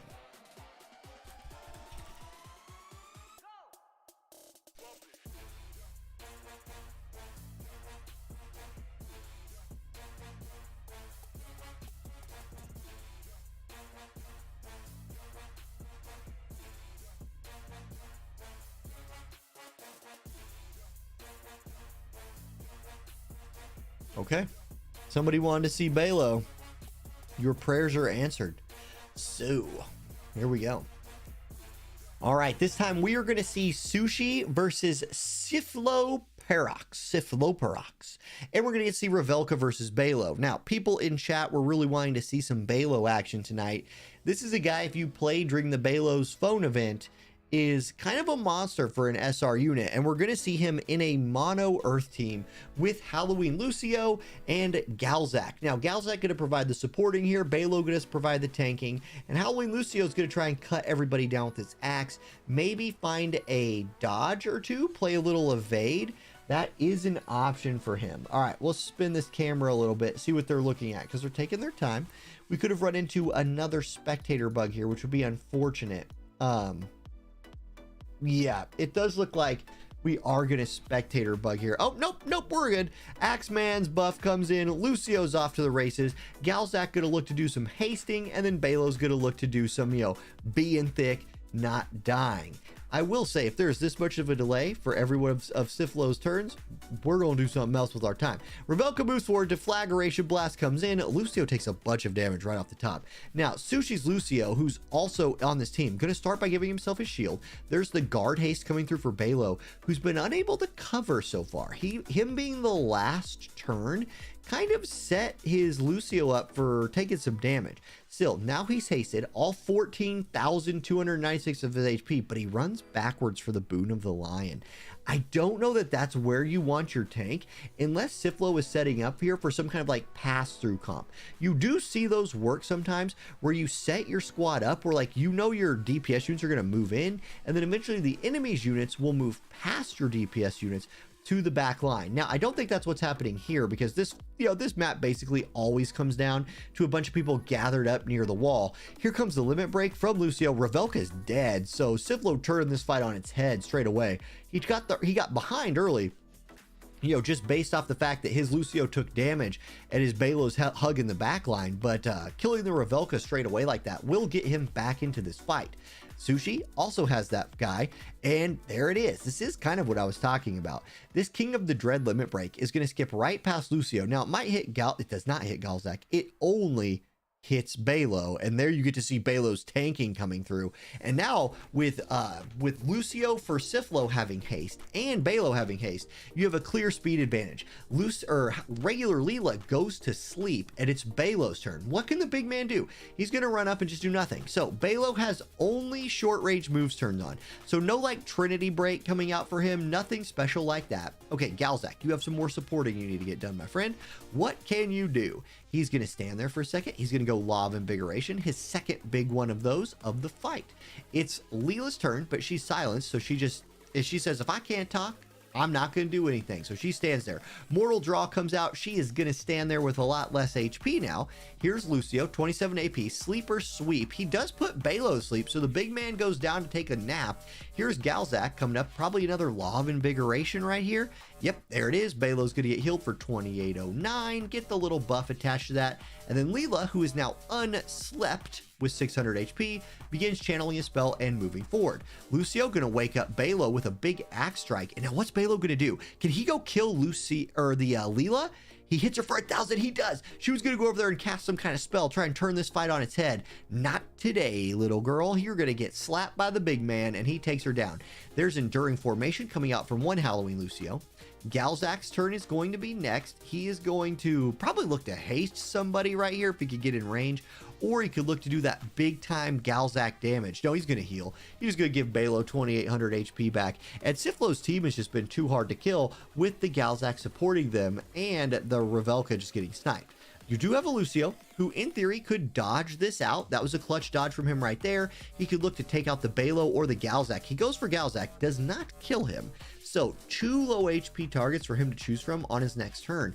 But his AP is getting low, and Balo just Taunting Bladed. So that Taunting Blade from Balo will give him aggro back, essentially keeping Galzak alive unless he runs real close to Balo right here.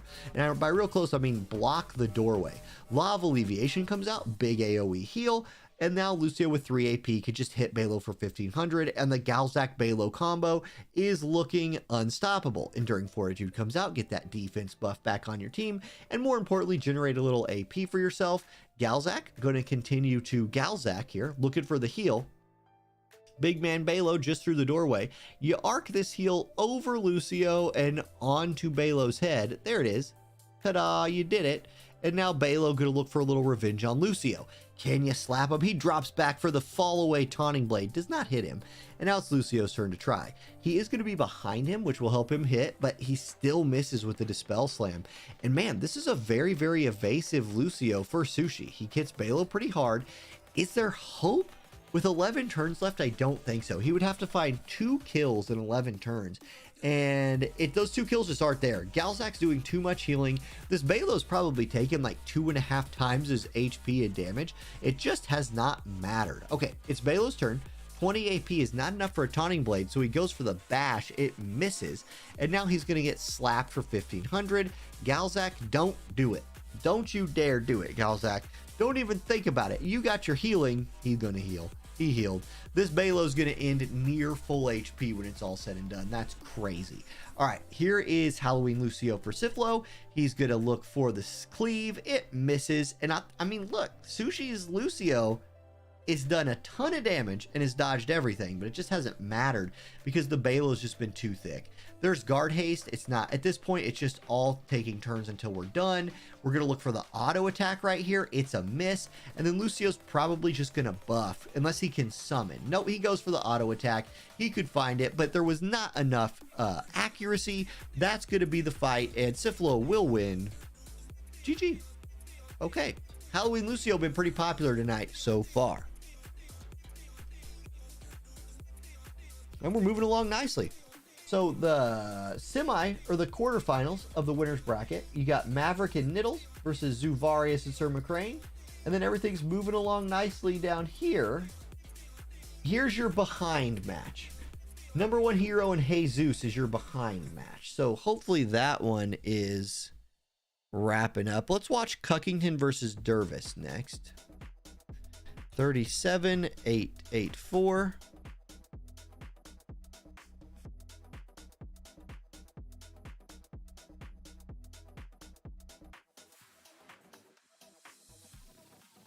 Ooh, I do like to see the Dia, and we get to see Cloud. Yo, just in time for Final Fantasy VII Rebirth, we get a little Cloud on the map today. And Dia is one of the coolest looking characters in War of the Visions. Like, no doubt about it. Dia is one of the coolest looking characters in War of the Visions.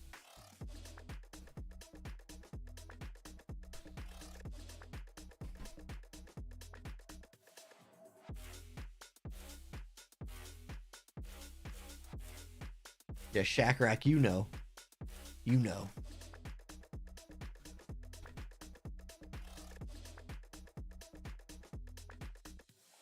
Always blame Cuckington. All right, here we go. Next match. It is to War of the Visions, Friday Night Fights, veterans. 2 people that have been in this game for a long time. And we have a little bit of an elemental mismatch maybe coming right here. We've got a lightning team. Okay, it's not a pure water team, at least for Dervis. Cuckington bringing out the cloud-based lightning team here versus the Dia Valentine's Day Miranda squad for Dervis. Now, Dervis always likes to say blame Cuckington for things, right? And this time he's going to blame Cuckington for kind of counterpicking him. Although I don't know if Shootcell ever countered anybody, so we'll have to see. Dia over here looking real good and looking even better with her brand new sword. It's technically it's new Dario's sword, but it also buffs Dia. So a nice little addition to the game right there, and a nice little kind of sideways buff for a unit that I've really loved. Now, here comes some haste out from our favorite red mage, oh my gosh. She just hit Dia for like 900% of Dia's health minus an 899. Anyway, she's at 1% HP. Okay, Cloud's gonna finish her off with the max damage Braver, and Cloud straight out of Final Fantasy VII Rebirth comes in and unbursts Dia, which is just a really unfortunate. Shoots out, who's already had his courage pop maybe, and his little self heal is gonna go pressure hazard, lands it on the whole back line, and we need some healing from the MVP of cost limited slime. There it is, Hustle Dance. Valentine's Day Miranda back to full HP, but Cloud has haste, Cloud has a sword that's on fire, and Cloud brings out the cross slash, and Valentine's Day Miranda is no more. Cloud is popping off. Okay, here comes red-haired red mage jamming thrust enthusiast, who once again, there's a second name I can't remember tonight. I guess there's just too many characters in the game at this point. I don't know. Or I'm just really tired because it's Friday night at the end of a week on patch day this month, which just sucks.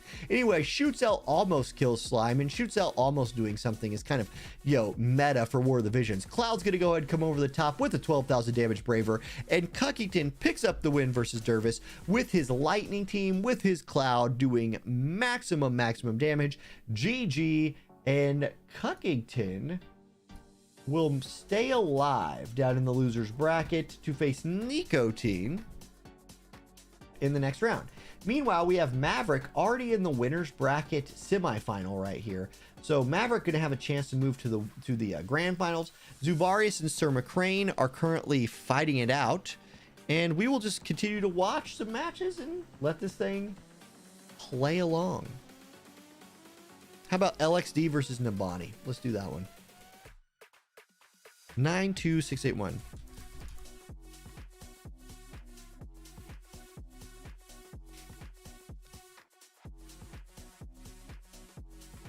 What was that girl's name? Silma. Yeah, number one hero. You got me for the names tonight. I need that.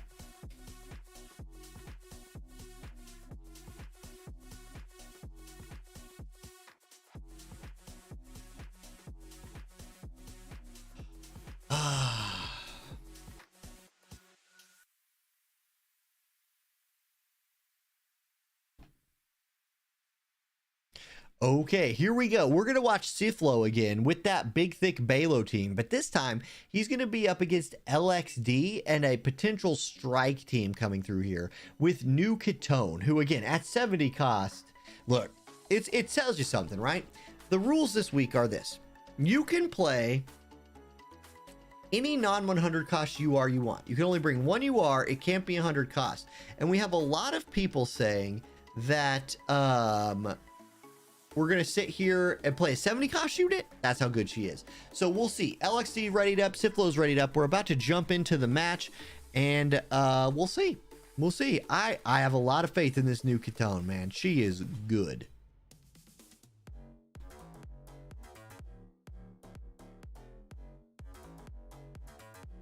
I try to give those like little audio cues, hoping that the match starts, but then I remember that like there's always a delay on stream, and so even me trying to do that doesn't matter. Either way, here we go. We're loading in LXD versus Siflo, the big thick Balo and the boys versus Ketone and the girls. Now we're gonna get to see Lizette again, aka Nunchan, with a regular Mama Helena providing support, and then Ketone looking to do the carrying. That physical shield will be good against the Lucio for sure, and then that Balo will still, Balo tries to bring some damage, so we'll probably see some damage coming through from him. There's the physical damage buff coming out from Lizette. Mama Helena ready to beat some people down with that staff of hers. And now the Earth team. There's Axeman's adaptability. Get that shield online for the Lucio and start heading towards the door. Okay, here's Galzak. There's Balo. Balo shrugging his shoulders, bouncing around. Does it look better from this side? Does it look better from this side? Why does Galzak take so long to figure out what he's going to do? All of these questions, you would probably need like Neil deGrasse Tyson in here to answer. Okay, here comes guard haste for Balo, so he's hasted up and ready to go. There's a regular Helena protecting herself. I don't know what she's protected herself against. Something. She's eventually gonna, watch the fight unfold. Balo gets bells off. Now, the last time we watched this Balo team, He was a little strapped for AP the whole match. Him getting bells cast right there isn't a bad adjustment. Like, that will actually help him. Taunting Blade, which is something I know he had turned on in the last fight, is a very expensive AP costing move. If you want him to spend the whole match dropping Taunting Blades, having bells on will help with that a ton. There's a defense and chain resist buff coming out from Lucio. Here's Lizette. She's gonna probably cast another buff on herself. She's also gonna pop the bells, so no more AP problems for her. There's guard haste onto the Lucio, and haste advantage definitely going to the Earth team right here. Balo's up next, so Siflo's Balo. He's big, he's hasted, and he's dropped his first taunting blade of the fight, so his hate is fully locked in at this point. Now, if Lucio falls for this little bait, I think I'm gonna call it a bait. It's not really a bait. No, he's going for the lightning element unit. He could get in range, so this is a big deal. His limit break is going to target the elemental advantage on the Lizette, and it's going to, oh my goodness, where's your follow-up attack, Lucio? You needed to tap her. She is at, like, I don't know, 5 HP, 6 HP, something like that. It is close to being a kill. Helena's going to step back, begin channeling a spell. Shadow Link's 103 AP. She's got her new claws equipped, giving her that strike resist pin. Willbreaker comes through, 4,000 damage onto the Balo with the follow-up attack for about 1,500 more, and you can see her damage that she can put out. The Curaga does not do much for Lizette, who will probably have to skip past the Lucio and go for the Balo. Drain Rush is dodge, dodge, dodge. She does not skip past the Lucio. She goes for the Drain Rush on Lucio and regrets every second of that as he dodges all 3 hits. Now, it's his turn again. Both units are kind of grouped. I believe they are grouped for just a, like, yeah, cross-shaped hit right there. Sleeper Sweep comes through. Lizette dead, and crucially, Catone not put to sleep.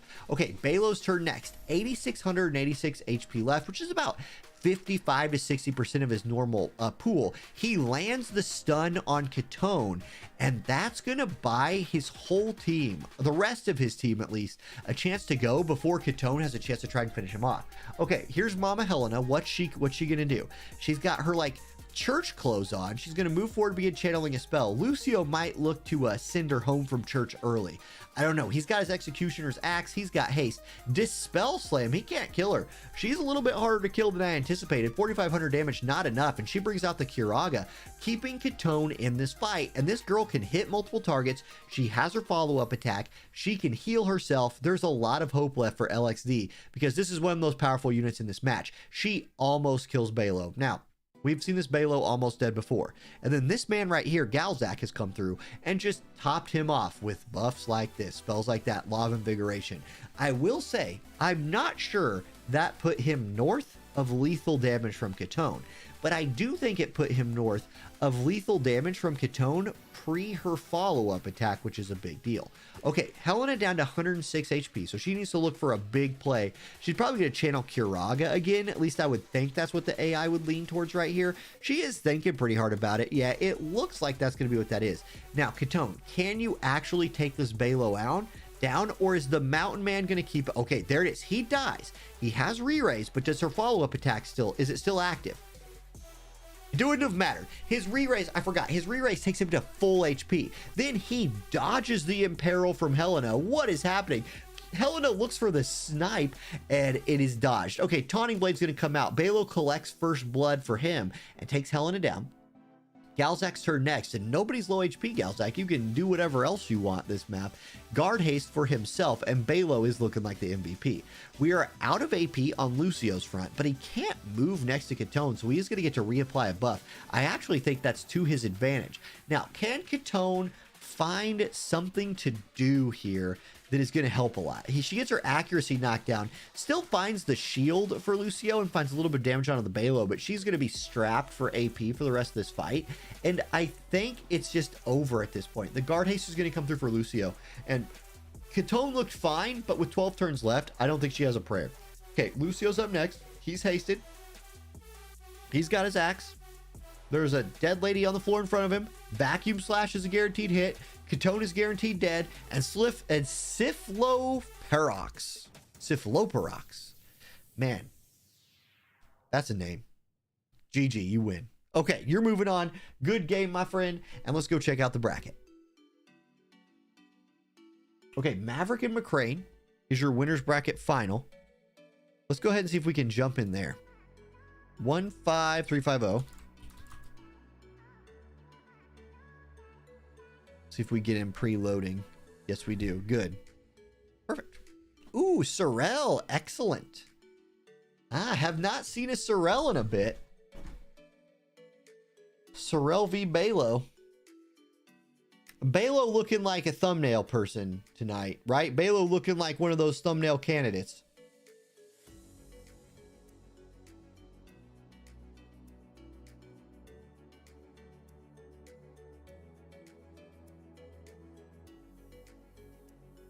Again, I give those pauses so I know where to cut in my editing. Okay, here we go. Now, this match between Sir McCrane and Maverick is the winner's bracket final. It's technically like the semi-final of the whole tournament, because the winner of this is in this tournament's grand finals, which means they make it to the last match with no losses, making the winner of the loser's bracket have to beat them twice just for a chance to take them down. We are going to see some really interesting teams right here as well. So we get a wind team versus an earth team. So big elemental advantage to Sir McCrane's team. However, we have seen how hard it's been to kill Balo today. This time for Maverick, Balo is not bringing the supporter of Galzak along with him. He's bringing another tank in regular Mont. So it like Mont and Balo rolling together is straight from like book 1, chapter 1 of the War of the Vision story. These are original friends looking to team up and take out Kadia, Winter Luartha, and Sorel. Sorel, a very good unit you can go build in the Farplane archive. So let's see what she can do tonight. And then Winter Luartha getting a little bit of run tonight, which you love to see.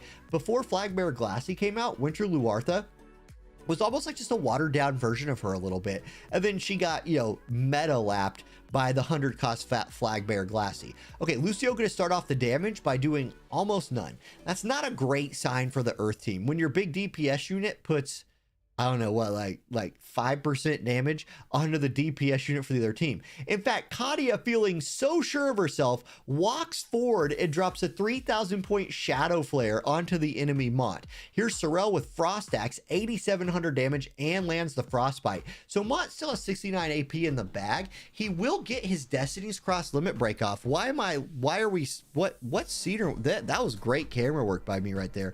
Okay, anyway, here's Luartha. She's going to step up next, and she's going to do what? She's going to go with the limit break on Balo. So, aggro juggling right here between Balo and Mont does keep the Earth team alive, but for how long? Okay, everybody's group, Lucio. You need to do huge things, and you can't kill Kadia. That's not huge things. Now, Balo could look for a Taunting Blade over the top, which he does, and that will kill Kadia. So, in a fitting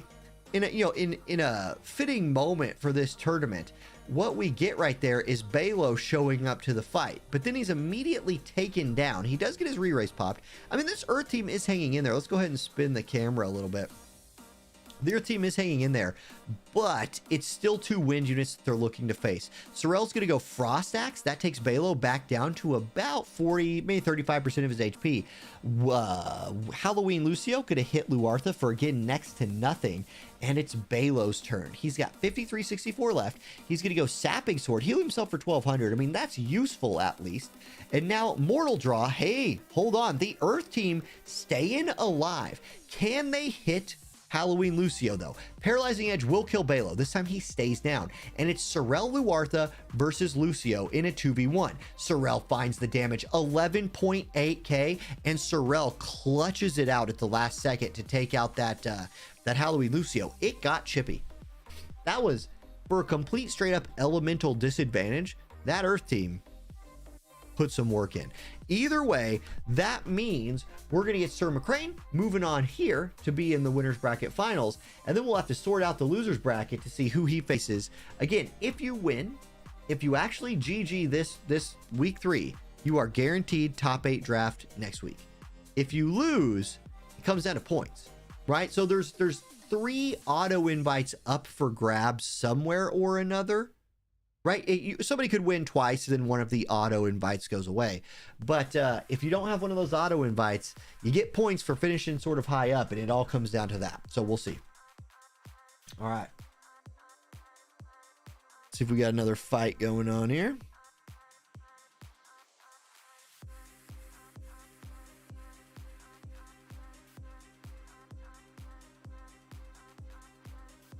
I did that last week.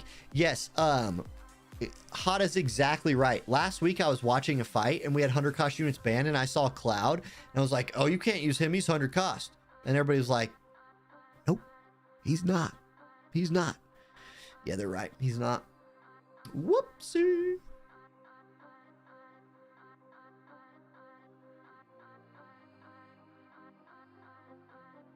Yeah, somebody's had to post that in the rules.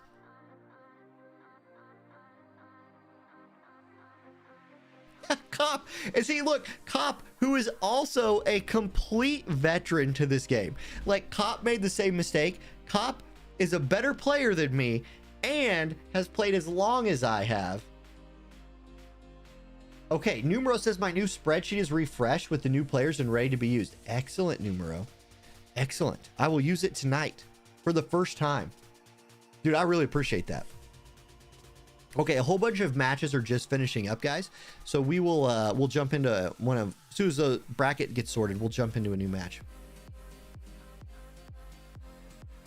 I'm excited for the new spreadsheet, by the way.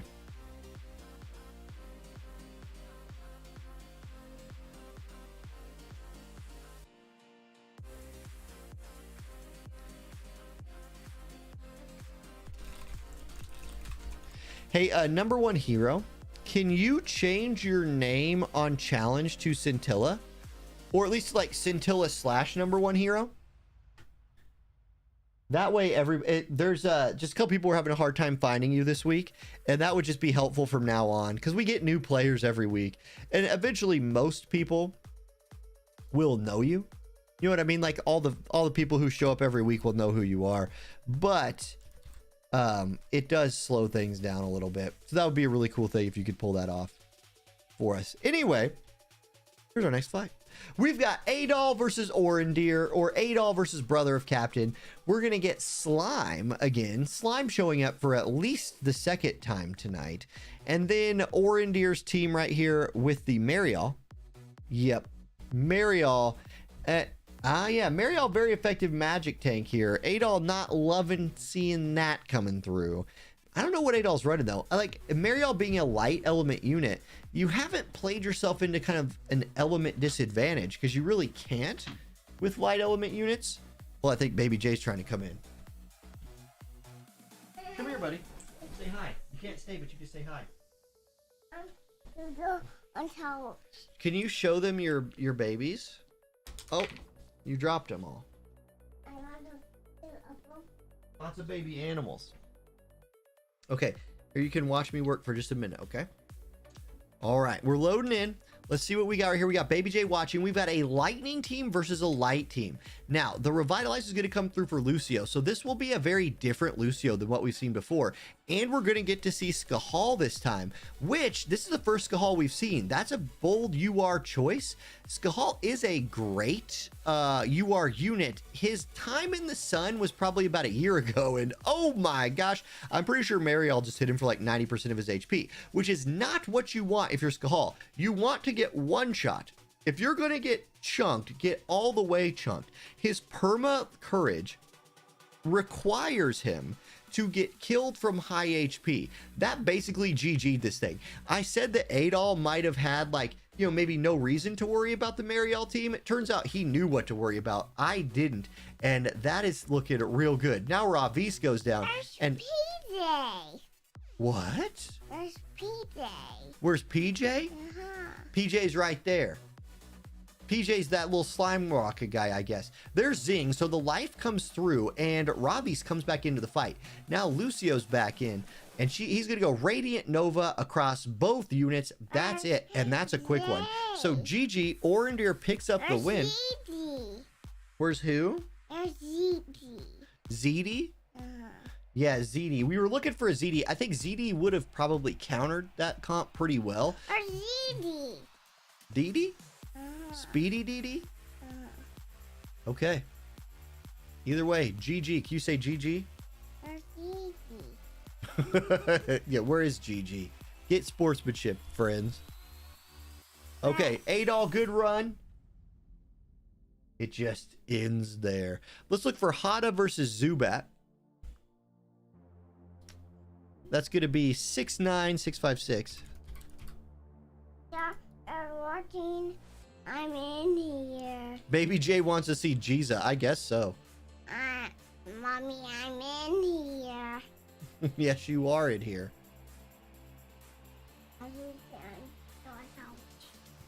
Okay, this fight's already going, so we're going to jump in here real quick. Mariel bringing out Holy Knight's Triad out of Balo. It's Balo versus the world. Now, Cloud has looked really good tonight so far when we've seen him. Can he take down... If you guys were wondering where my son is, he's in here. Okay, Mariel's turn next. Taunting spell comes through onto the Balo. Balo, the Bastion, the big man himself, has a lot of work ahead of him right here. A lot of work. 41 AP. Taunting Blade, it's dodged by Shoots Out. That's not the way to go out, friend. Shoots Out, what can you do? Walk up, auto attack for 1114. Cloud's turn next, 32 AP. Braver comes through. That'll kill Balo, and that'll kill Balo for the last time. Hana's going to pick up the win. GG, I'm going to get Baby J out of here. And then continue.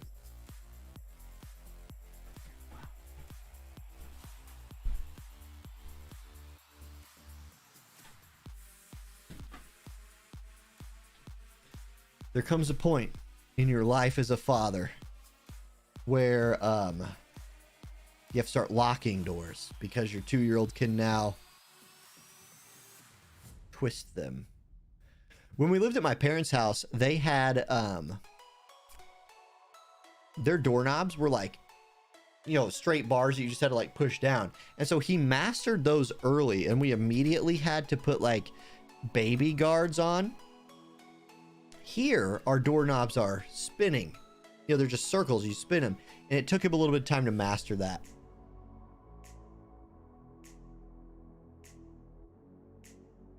All right, here we go. Load into the next fight. We're already into it. We get to see a Cloud getting pummeled. Actually, we're probably not going to put this one in there.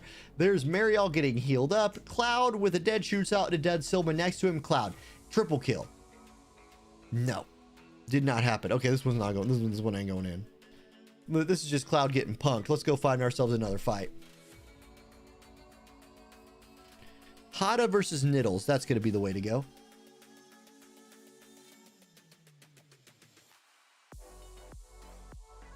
Six, 3, 3, 5, 4.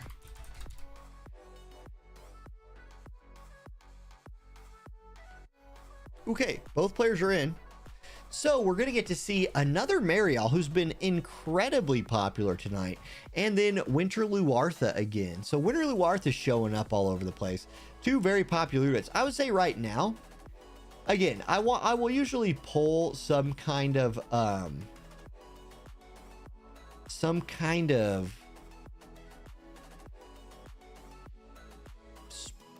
what am I trying to say?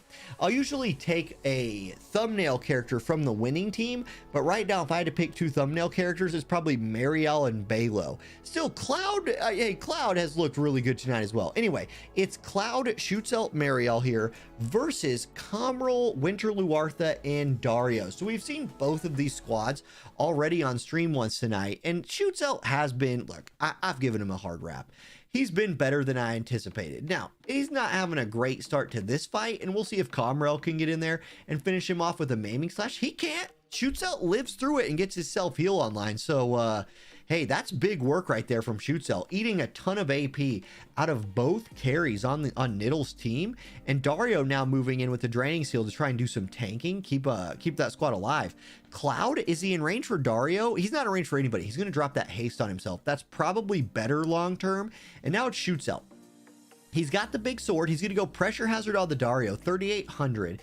Luartha still with 38 AP, going to look to find some damage. Javelin fall across too. It's big damage. And once again, big damage onto that Shoots Out. His self-heal has already popped. And now Comrel at only 6 AP will get a chance to do a buff. He's going to move up and go Decimator's Oath on the Dario. Mariel's turn next. She's going to go step back away from the door a little bit and keep generating aggro for herself. Dario going to look to move in and do a little tanking for his team comes up Chicken Blade, Bravery down. I always think that has a chance of like turning somebody into a chicken. I guess technically speaking it does if their bravery was low enough that debuff would take them lower. And now Zhalk gets to make me eat my words if he can kill somebody. Doom Scythe comes out. He kills Dario. But I gotta say, everybody's looking grouped for this Lightning Marial team. Paralyze Edge comes out, Marial goes down. And does Comral have some kind of like big AoE to turn this 2v2 around? Well, look, if you've played War of the Visions before, you have seen Cloud clutch reflex something towards the end of a fight. And yes, Final Fantasy VII Rebirth came out yesterday. And yes, Cloud is the main character in that game. And Cloud is having a bit of a rebirth tonight as he clutch reflexes, shoots out, still can't die. And there we go. The Lightning team, the Cloud team, let's be real, the Shoots Out team. Shoots Out was the MVP of that fight. He ate both opening round attacks from the enemy, healed himself, and then ate everything else the rest of the day. Turns out he can eat more than Balo, and nobody thought that was possible. Okay, GG. How about Zuvarius versus Brother 11697? Speaking of name changes as well, Nabani. Okay, so Siflo on challenge and Nabani on Discord. I know you as Nabani, so if you could set your challenge name to Nabani, that would be better for everyone and me. Good job, player 2. GG.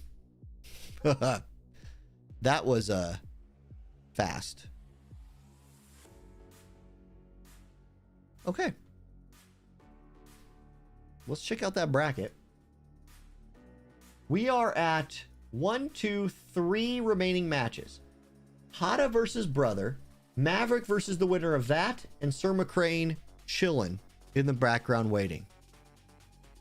Oh, baby. You love to see it. You love to see it.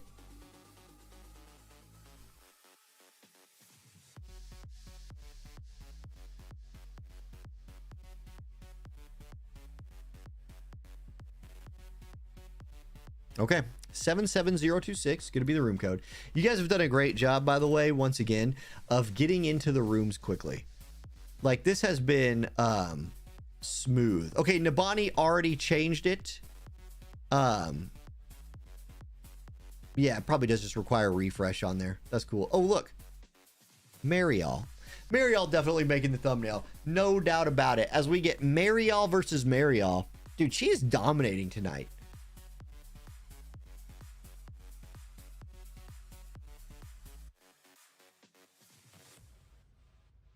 Okay, it's on. Marial v Marial. Let's see what kind of teams they're running behind those slot 1 Marials. On one hand, we're going to get a light team with a support unit. So we get a Lucio as the main DPS with a Fina as like a backup DPS slash support. And I pushed the wrong. I'm sorry, guys. I've been messing that up all night. I feel like, I don't know, I need to move those buttons away from each other. Anyway, Sharpshoot comes out on the Marial. It shoots out Cloud Marial. So it's a double DPS tank comp. Now that shield right there, the magic shield, not going to do anything against the Lucio. It'll be a little bit effective against the Marial and Fina if they start looking to do some damage. So we'll see. Fina probably looking to rain a little sparkle shower over the wall right here. Does find shoots out with that, but can it get chained into a kill? This is what the last team was never able to do. And so far, not this one either, because Marial actually in range earlier than previously, I mean, to start actually tanking, and she's going to just keep building that hate with her taunting spells. Cloud up next. He's going to go momentum, give himself that haste. And I got to say, it looks like Hada in the early lead here in terms of like momentum, team comps, all of that. Now, you do have a healer on Orendir's team, on Brother's team.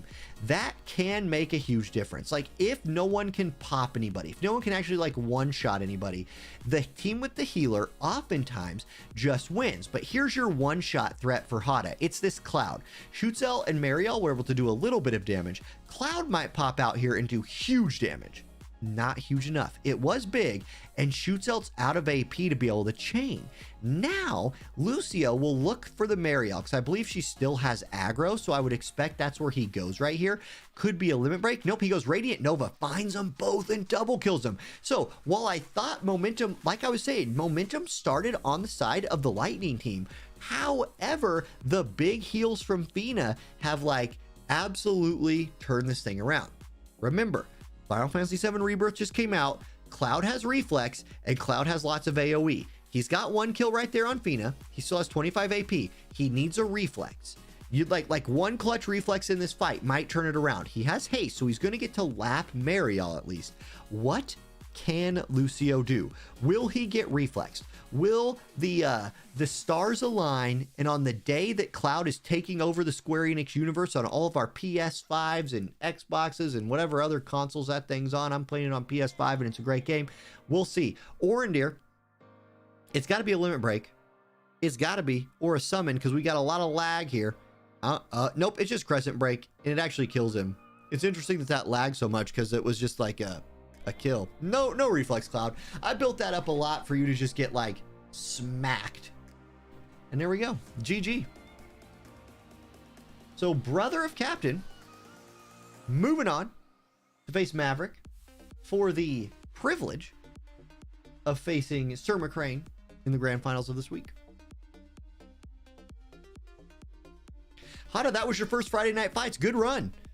We'll see where you end up in terms of points. You're going to get 6 points tonight, I believe, for finishing where you finish. I don't know that 6 points will get you into the top 8, but it'll be close. It depends on how the other people who had points finished tonight. Like, there's an outside chance, but I don't have the spreadsheet open in front of me. I'll do that after stream. Probably something I should have. I have room on my desktop, as you guys have gotten to see 59 times tonight, because I keep pushing that button.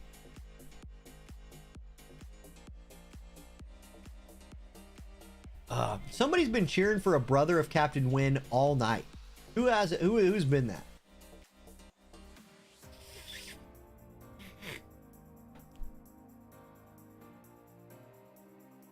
Who's the brother of Captain fan?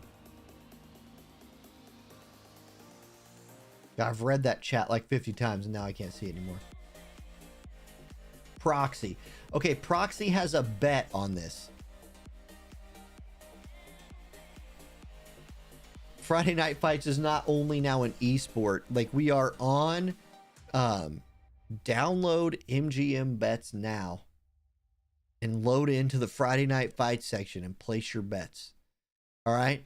I'm trying to think of a good ad to run for that, but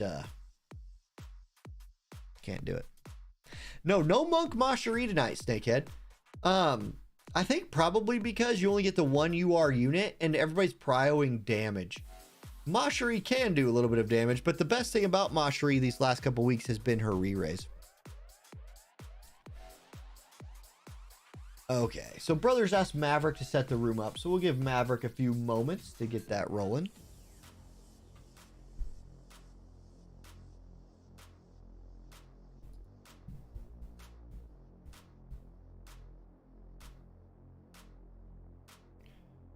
Okay, Shadows, thank you for putting that. I see where you posted on the Baby Dollars channel for the bitrate thing.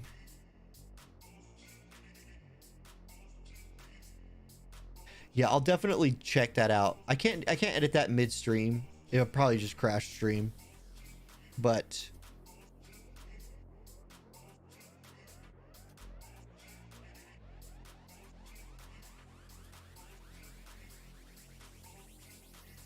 okay, there's the room code. I'll go ahead and jump in. 73953.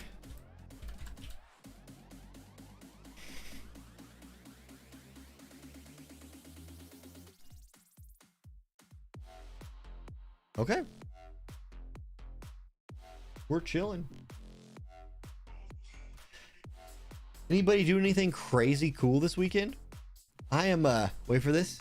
Cleaning the house. Boom. Welcome to adulting, where you have to like clean. Yuck. Man, like, I think back, even just like 4 or 5 years ago, had a game like Rebirth just come out, and it would have been the weekend, my entire weekend, I'd have played that game for 30 hours and like gone to sleep happy. Now it's like, okay, the bathrooms need cleaned and probably need to go to Walmart, you know, get some groceries. Okay, here's something that sucks about living in a small town while we're just hanging out. In a big city, you have like Aldi, if you want to go get some like cheap groceries, right? You go to Aldi and you get a bunch of stuff for cheap. You go to like Sam's Club, get those like big package deal stuff. Or if you want some nicer stuff, you go to like Target, or you go to like a real grocery store, like a Hy-Vee or a Dillon's or something. Here it's like Walmart. We are going to go to Walmart for all of our Walmarting needs.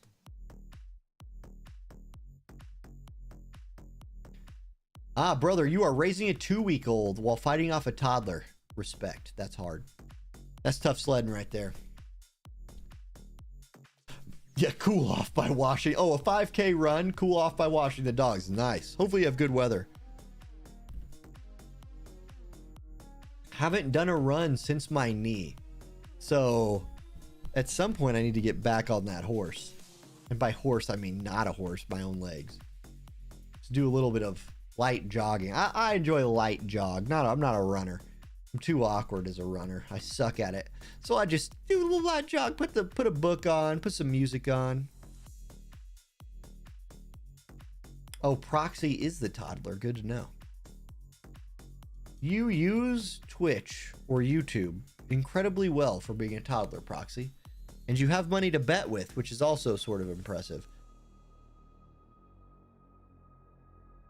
Okay, both players have readied up. We've got Orendir, aka Brother of Captain, over on the website, versus Sir McCrane. Now, Orendir, we need you to change your name on... No, wait. Nope, your name's fine, because your name is Brother on Discord, so it's no big deal. It's no big deal. Anyway, the winner of this does move on to the winner's bracket final for this week for that chance for the auto invite to the grand finals next week. Anyhow, it's going to be the Lucio Fina team versus the Sorel Halloween Lucio team. So a lot of axes versus a lot of light. The Mariel has been a dominating unit tonight. Balo also been a really thick, hard to kill unit. And then Sorel making a way into top 3 at worst is a good showing for her. Halloween Lucio being up here is not a huge surprise. He's been all over Friday Night Fights regardless of the rule set, and there you can see why. Mariel, who has been basically unkillable all night, just got cut in half. Now, that is countered by regular Lucio cutting down the Sorel, turning this right back into a 2v2, and he has a Fina backing him up, where Halloween Lucio just has another tank in Mont. Full Life's going to come through, and now regular Lucio has his tank back. She's back in the game. Not for long, because she's about to die to this. Sleeper Sweep, I lied. She did not die. Apparently, that did less damage than his last move. Crucially, though, and this is pretty crucial, he does put Fina to sleep. So those clutch heals that we've seen be so big all night are offline until Fina wakes up. Mont is killed, so it's a 1v3, but with Fina down and a sleeper sweep coming across the whole team, oh my gosh, it's so close to killing the Mariel. It's so close. She has 171 HP left. She's going to go with the resist magic buff, which actually does not help her team at all. And then Lucio's going to go Light's Blessing. Wait, they can't hit him? Is he too evasive? Can neither unit actually deal damage to him? If so, it's over, and Halloween Lucio from Maverick is going to carry this thing. No, he can't hit him. He doesn't have enough accuracy. He has to just like mess around until he can summon and hope that summon does 9,800 damage. No shot that any summon is doing that kind of damage to Halloween Lucio. It's GG. Regular Lucio just got outscaled by himself. Auto attack 617. He's being toyed with right now. He's a Halloween unit. It's spooky, scary skeletons, and you can't hit him because you just don't have the accuracy. Boom, he's down to like 1 health, 94 to be exact. He's going to go Saintly Wall, give himself that shield, but you can't hide from the vampire. 98-36 to like 10 on the HP count, and we know this next attack is going to put him down because there was that little bit of lag. 848 damage, and GG. Mavericks Halloween Lucio will take him right back up to the winner's bracket final, and we will get a rematch of the winner's bracket semifinal that we saw earlier with Sir McCrane versus Maverick. So now you have to ask the question, will Maverick pivot? Does Maverick run the team that just lost here? If so, it could be a one and done kind of thing, and we're just crowning Sir McCrane the winner of the night. Or does Maverick have another team ready to go? We'll find out. And Sir McCrane's sitting there with the room code ready.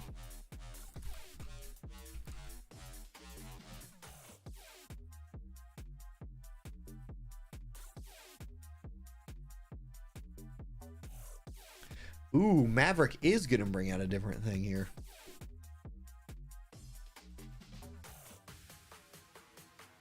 Little Grifford action. Oh man, Halloween Lucio's a great unit. He's great.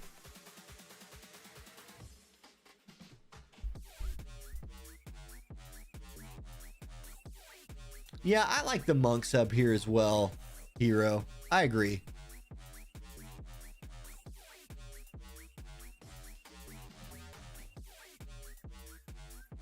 What's up, Vagrant Arrow? Welcome to the stream. Okay, here we go. This is the final match, or potentially the final match of week 3 of the Zhalk Cup. We've got Sir McCrane versus Maverick. This is actually a rematch of the winner's bracket semifinal where Sir McCrane handed Maverick his first loss of the day. Now, Maverick has gone to the bench and pulled out a Grifford team right here. Both players running Sorel, which is really interesting. You didn't see a ton of her early on, but obviously finding a ton of value for these two players. Winter Luartha showing up again, as she kind of has all night. We get a Katia to support for Sir McCrane's team. We'll see what she can do, and you're going to get a Valade to support for Maverick's team. Now, Grifford is the unit that is different here. He's the unit that Maverick is counting on kind of turning things around for his Axe team. Ice Vitalization comes in. That Protect is going to be useful against both DPS units for McCrane's team. Winter Luartha has a ton of HP. 12,000 HP on Winter Luartha is a ton for her. She's going to pop that haste. She is the only unit on the map who is hasted at this time. Haste is all over War of the Visions right now, but in a very limited format like this where you lose those 100 cost units, all of a sudden the ability to get haste online, especially on a short map like this where you can't reliably cast TMR buffs, we've seen a lot less haste, at least haste that has not been provided by like some dedicated support standing still or something like that. Now that's really interesting. Sir McCrane Sorel just cast Store on herself. You almost never see this in auto PvP, but that's Monk sub Store that just got put online, and she received a shield from Katia. That shield from Katia actually probably made it so that she would take less damage, and so her teammate took the first attack instead, and now Grifford's going to limit break both of them, and okay, that is a kill, one unit down, and now I want to see what that Store can do for the Sorel. Can she come out and just put out some massive amount of damage? She's got the buff, right? Like how good is this in PvP? We use it in PvE all the time to hit like certain checkpoints. She's going to get the heal. All right, big damage. Come on, I want to see it, Sir McCrane. What is Store going to actually bring to this? Not enough. Not enough. It was almost enough. It was 95% of enough, but at the end of the day, it could not quite one-shot somebody. So Grifford's going to mortal draw the Katia after Sorel hits her. Then we've got, old Valade out here with his big swole biceps, topping the Sorel back up to 4,400, and now she's going to get another turn. A turn she would not have had if she was dead. It will hit, she'll hit her for just a little bit. Sir McCrane Sorel is still alive, looking for the 1v3 right here, but big elemental disadvantage. In this case, 2 ice units versus a wind unit does not feel good. Grifford's got his axe. Sleep Reaver comes out. It did not put her to sleep, except that it did in terms that she got killed. So, yeah, that's a win for Maverick, and that means 1 loss apiece. Maverick avenges his earlier loss, and we will go to the final match of today. Winner, auto invited to the finals. Grand finals next week. Loser gets 7 points, and we'll see how the points play out, here in a minute. All right, GG, next. Boop. Ah, Surge Strike has a guaranteed hit. That's right.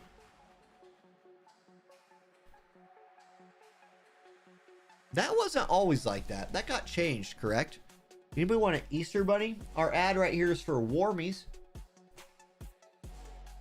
Ah, yes, the axolotl stuffed animal. Very popular among me, I guess. Targeted advertisement at its finest.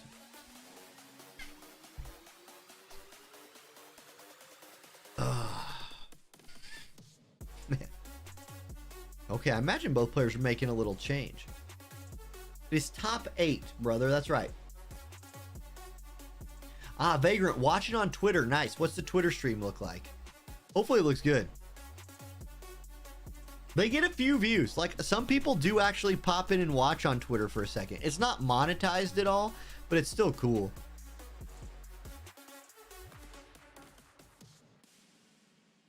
Yeah, brother. So the way it works, and I don't know if you've heard me talking about it, is top 8 point scorers make it to next week.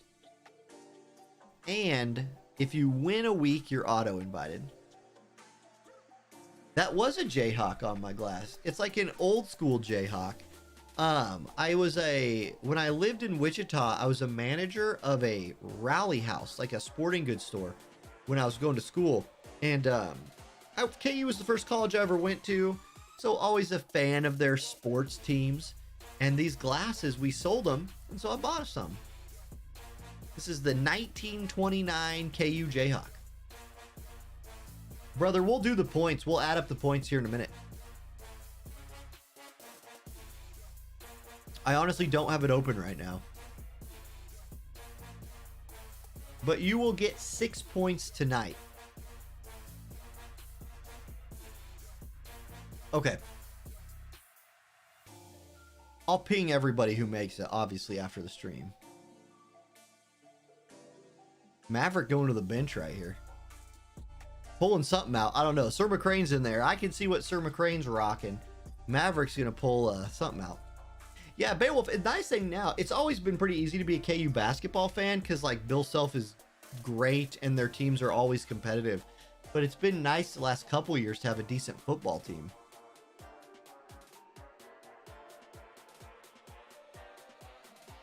Yes, Twitter is behind. It's almost always the most behind.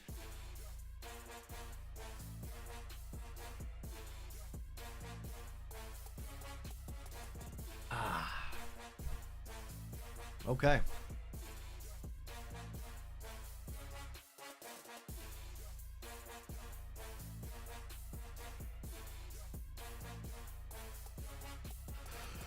Oh man. Big yawn. Let's go see who's on the Twitter stream. Maverick wins the longest to make team comps award this week. Shoot. Didn't mean to do that. Wrong button.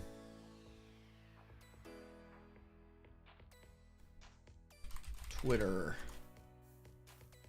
Also known as X.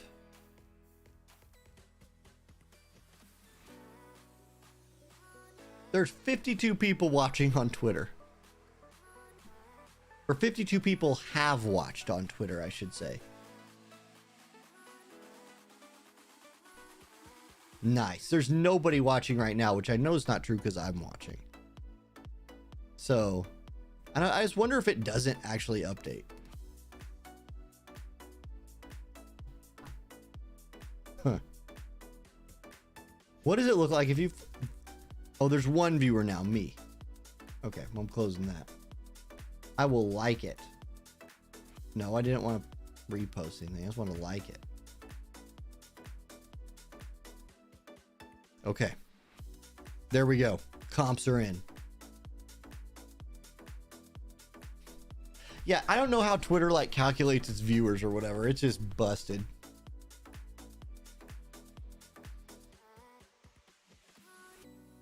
Yeah, nice, Beowulf. It's worth watching. KU Sports is great. I don't know. I'm just a sports fan. 5.3k magic is right. Gosh dang. Like Maverick all in on the magic damage this time. We'll see how it works out. Skahal as the only you are is a big flex.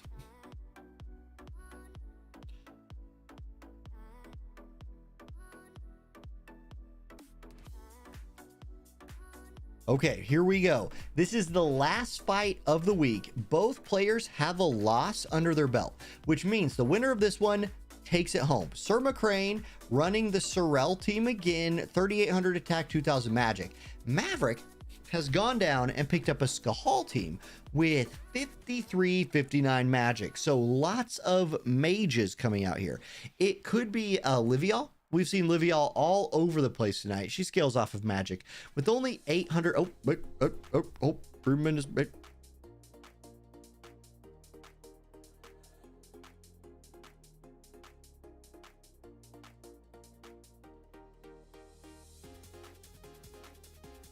That's not great.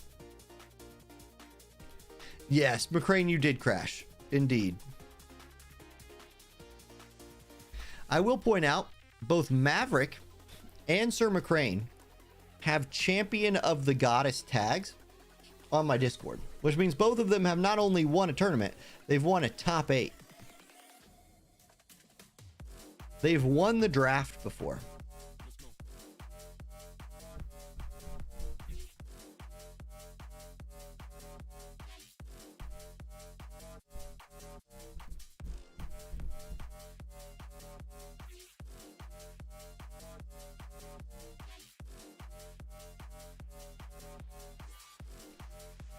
All right, we're chilling.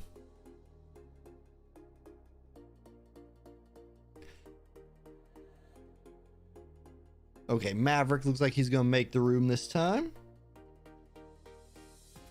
Check something on my phone real quick.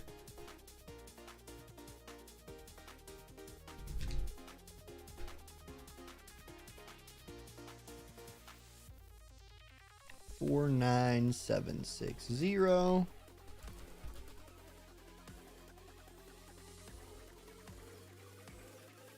Okay. Uh-oh. Here comes the tiredness. It always creeps in about this time.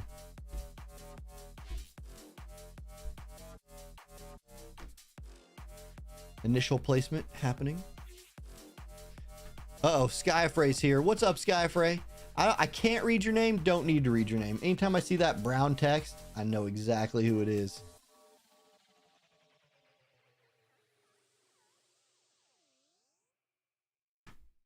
Okay, here we go. Final match of the week. We've got Maverick versus Sir McCrane. Both players with a loss, which means winner take all. Now, notice that Skahal team with 5,300 magic. We got a Skahal, and we got 2 other magic scaling units on that team. It's going to be Naya and Salir, but wait. The big wild card is the regular King Elda. You can only use 1 UR unit, just 1. And Sir McCrane has gone to the King Elda. Not the new one, the water one that's actually really, really great. It's the physical DPS, piercing, fire, King Elda unit. So he's a tank. Let's see if he can tank up all these mages. I don't know. That Naya is not going to be super effective versus this comp. Like, this is a slashing, piercing team. It's all physical. Naya definitely exists to pop that reflect on somebody, get that sweet return on the damage, but I don't think anybody saw King Elda coming in. My question is this: can he actually tank what this right here, Thundaga Disposer? Yes, he can. 2,700 damage. That is definitely tanking it. Salir's going to try to help Skahal out, but she's going to have to do that magic agility buff first. She's out of range. And now Sorrel, Valade, and Elda will get a chance to start closing the gap. We're going to get Disrupting Axe Throw on the Skahal, so he's taken fairly low. Again, you want to chunk Skahal down below, like, 80% or whatever that threshold is before you kill him. That way his auto courage doesn't pop. There's ice vitalization, get that protect and attack buff off. The protect won't do much. King Elda gonna go void piercer. Oh, it takes Cahal down really low. He has re-raise and he's gonna get the cure. He's still sitting at a very awkward HP amount for him. Salir gonna move in, begin channeling his spell. Crucially, Sorel will go first. Here comes the Divine Thunder Summon from Skahal. We're going to get the limit break in the finals here. What kind of damage? Multi-hit lightning attack. Yeah, they're tanking it just fine. Like, King Elda is surviving, and with the support on their team to back them up and provide them some heals, maybe it's enough. Frost Axe comes through, does not land any sort of frostbite. There's the flare, so big single target damage attack. He tanks it. He's hanging in there. Okay, Valade, what do you have and what's cast time look like? He steps back, begin channeling. It's gonna be Cura. It'll land on both of them, not for a ton. Naya, same question. What do you have and what does cast time look like? She's channeling. She is not going to get her spell off before King Elda does, and I wonder if that will be the difference. 4,800 HP, 35 AP. He can use any move in his kit, basically. Yeah, because his limit break is a TP move, so he can even use that. Now, he won't. Ooh, the counter comes out, but it's not enough to kill him. He goes with the Vengeful Striking Fist move, full heals himself. Full heal. He's full HP after that, and he killed Salir. Okay, now there is Naya. Naya can look to bring Salir back in. Thundaga Disposer comes out. Sorel will get disposed of with that. So it is still alive for Maverick with that big turnaround Skahal play right there. But King Elda showing up bigly. Big. Okay, Naya, what do you got? She's going to start channeling a spell. Same question, Valade. What do you got? They're both channeling. It's Curata for the Elda, so he's back near full HP. It's full life for the Salir. She's back also near full HP. King Elda is out of AP, so he's at 0. He's going to walk over to Sakal and just poke him for 2,000. That's not going to do it. And at this point, I feel like saying King Elda is significantly behind. Salir's going to go Bolt Surge, find the kill on Valade, and at this point, I am very confident in saying that King Elda is a little bit behind. Skahal going to try to put King Elda out of his misery right here. Let's see, 78 AP. He's already dropped his LB, so it won't be that.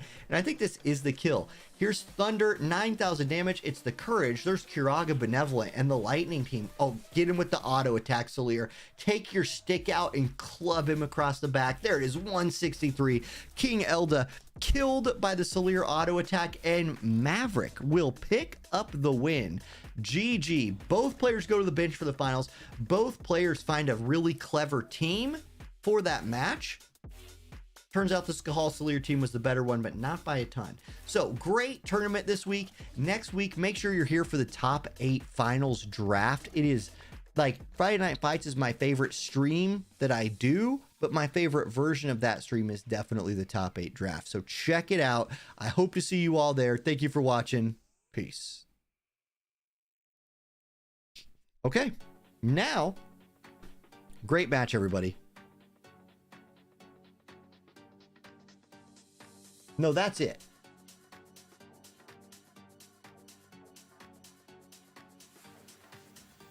That's it.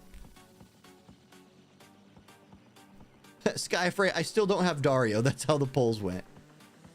Yeah, I hit pity. Now, I'm going to wait on the tickets and hope I just get lucky. So, okay, that was a Maverick win.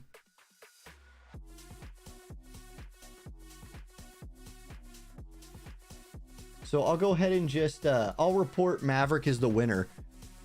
Merlo? Murlocs donated $5. No, I'm sorry, Murlocs.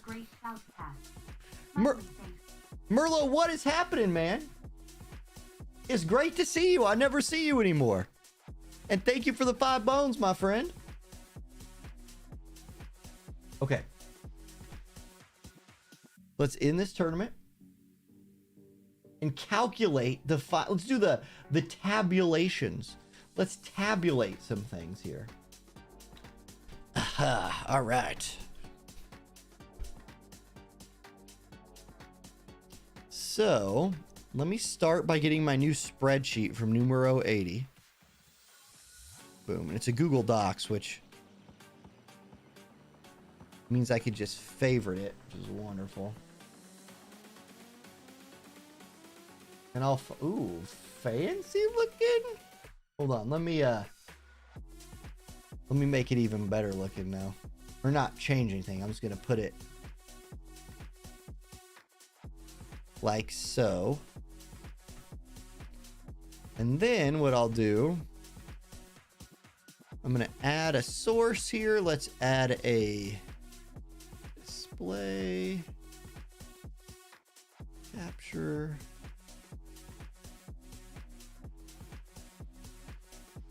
Okay, there we go. I'm going to make this so I can actually like, so you guys just see the good stuff, you know.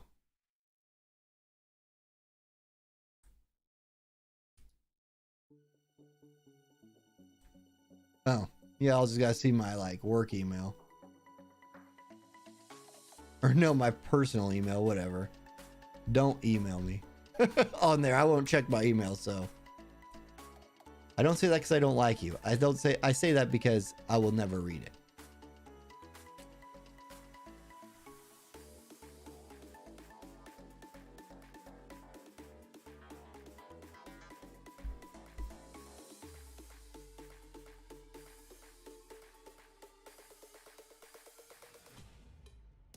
Okay, that's about as good as it's going to get. And then I will drop that below chat. There we go. Okay. Now,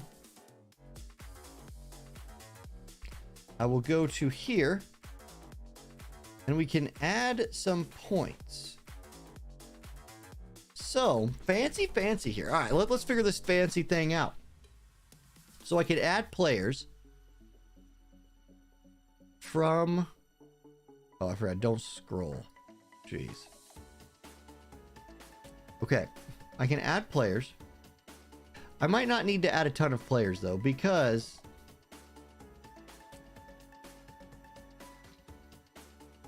okay, here's the player list.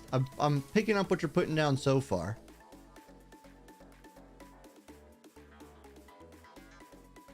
Big sad about no Yermas. Yeah, we got to see Yerma week 1, but not this week, unfortunately. Yeah, the Resnick with the sunglasses looking fly over there. So what do I need? What I need to do is just add the point scores for week 3. Got you. So our winner is Maverick. Boom.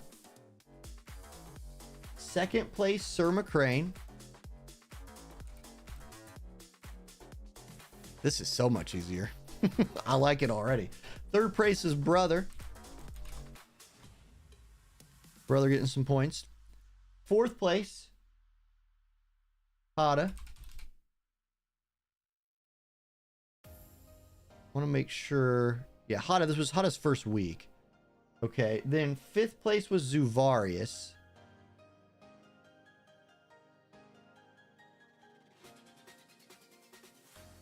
What am I doing?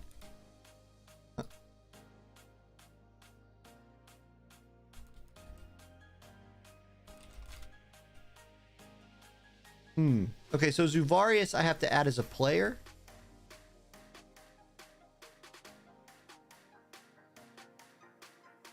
No, there's Zuvarius right there.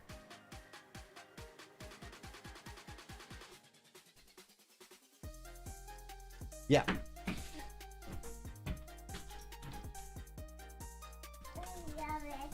Oh, you need to get your pillow. Night night. You going night night? Night night, buddy. Yeah, you did. I'll see you in the morning. Okay. Anyhow, there we go. So, okay. There we go. Zuvarius is updating now. All right, great. So Zuvarius, and then next was Niddles in 5th. Yeah. I keep messing that up. There we go. Sorry, my brain like explodes when I have to stop and like deal with something. Cuckington is next. Then we've got Zubat with wings. I mean, just a top tier name. Zubat needs added. So if I want to add somebody, because then we'll have Cop here, or we have Zubat, and then we have nobody here. And then we'll have cop.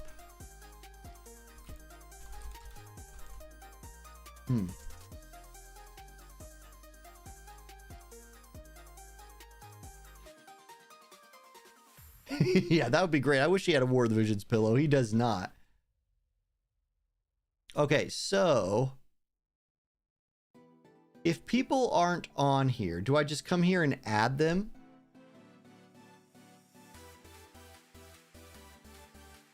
Yeah, because Kapal is not on here. So I could just add him.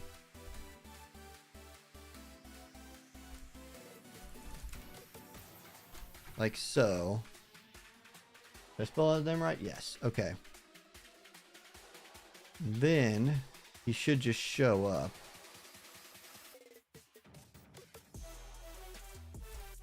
There we go. Boom. I'm getting it. Adol is next. Perfect, right off the top. Then we've got Nabani, who I'll need to add.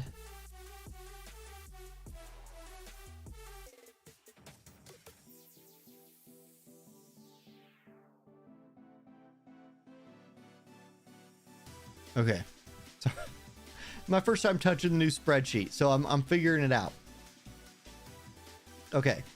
I need to add Nabani. Yes, I do.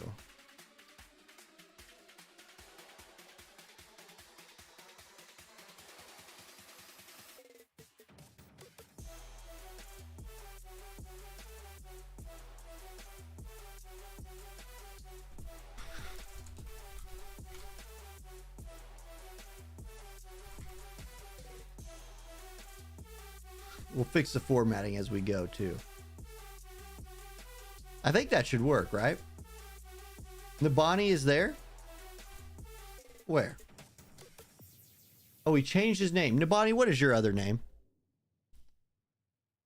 It's like Sinji. Yeah, Sinji, that's right.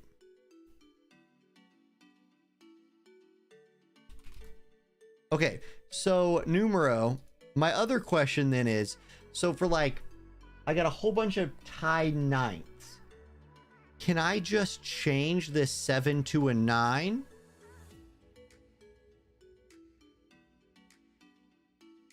Like, do I just come in here and do like, boom, boom, like this?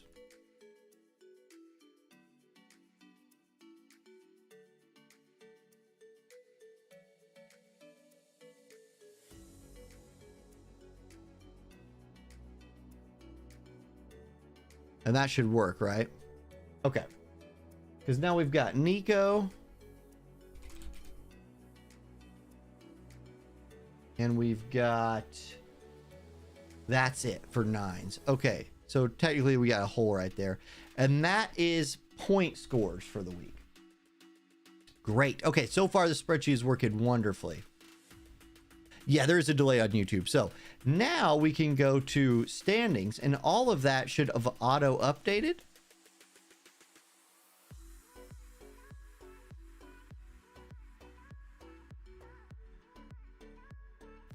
Dude, my spreadsheet technology is 0.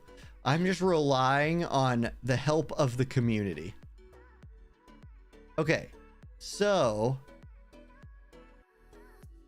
I feel like this didn't update. In fact, I know it didn't.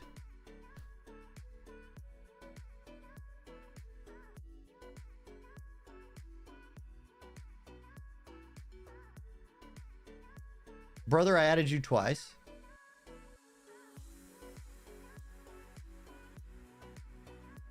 Here.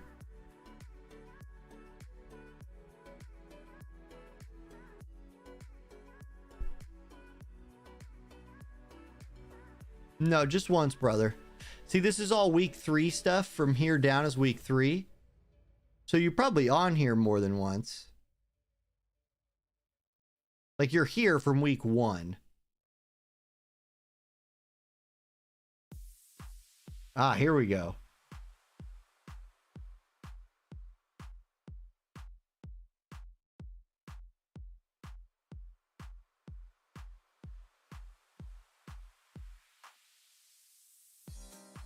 Okay, Numero, you just tell me with what's going on. You just let me know.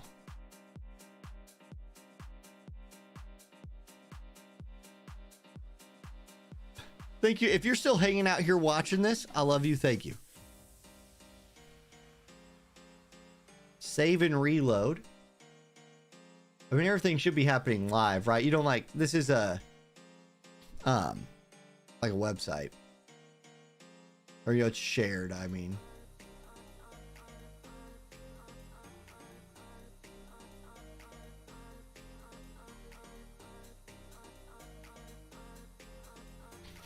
Okay.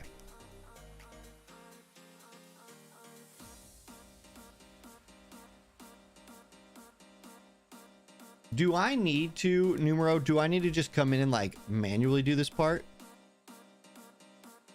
Okay, it's right now. Okay, I'll check. So let's check some. So it says Maverick has 19 points.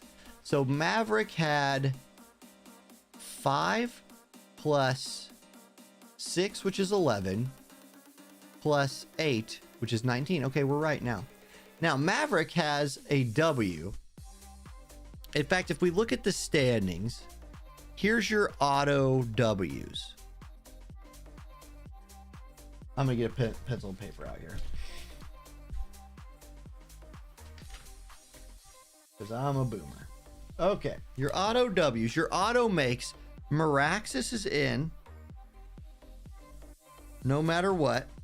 And then we'll check out Meraxis's points. Turambar was in no matter what. We'll check out his points. And then the winner this week was Maverick. So he's in no matter what. Now for points. Maverick had 19 points. There's your 1 seed. He's your 1 seed. He breaks that tie. Turambar had 8 points. Meraxis had 8 points. LOL. So we'll tie break it by saying who won first. So the first winner, who won week 1? Meraxis did. So Meraxis gets the 2 seed. Turambar gets the 3 seed. There we go. That was easy enough. Now we go down the list for your 4 seed. It's going to be Sir McCrane. So McCrane is your 4 seed with 12 points. Draw a line here. 4 more people coming in. Zuvarius and Sandrooster make it in. So Zuvarius and Sandrooster are in.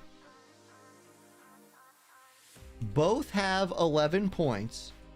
So we'll need to tie break that somehow. Okay. We'll RNG the heck out of it. Watch this. Dice roller. I'll take a 12-sided dice, please. Put this on the screen. Here's my 12-sided dice. Zuvarius is even numbers. Sandrooster is odd numbers. Roll it.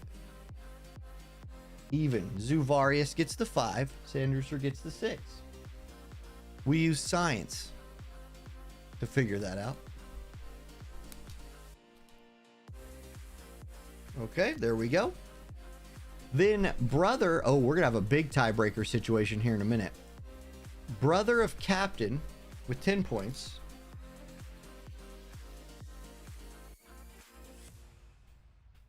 One is the 7. Now we have a dilemma because we have a 4-way tie. No, we don't. Turambar's already in. We have a 3-way tie for 8th. Wheel of names. Yeah, using that for school. Turambar, you are the 3 seed. That is correct. Okay.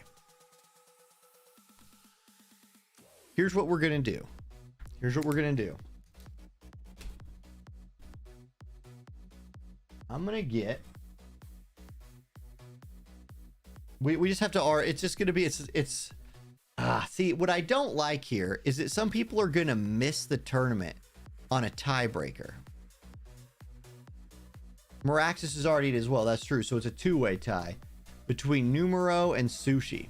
So I feel like we have them play a match. They both make it and they play a match. That's what we do. Both of them are in, we play a match.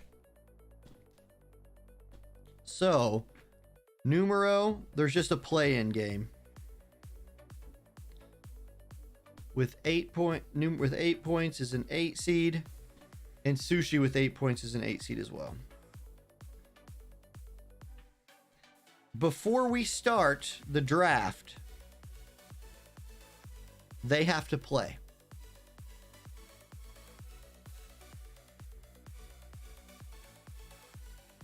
So they have a play-in. Now, if somebody no-shows, we have our sub, right? Then they both make it. But even before we do the draft, we have a play-in between Numero and Sushi. Same rules as this week.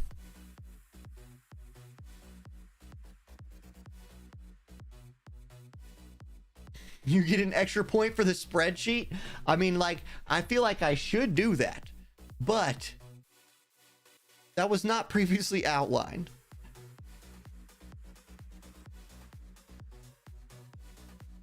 Yeah, Zuvarius, that's correct. So if you guys have never seen a top 8 draft here before, everybody will show up.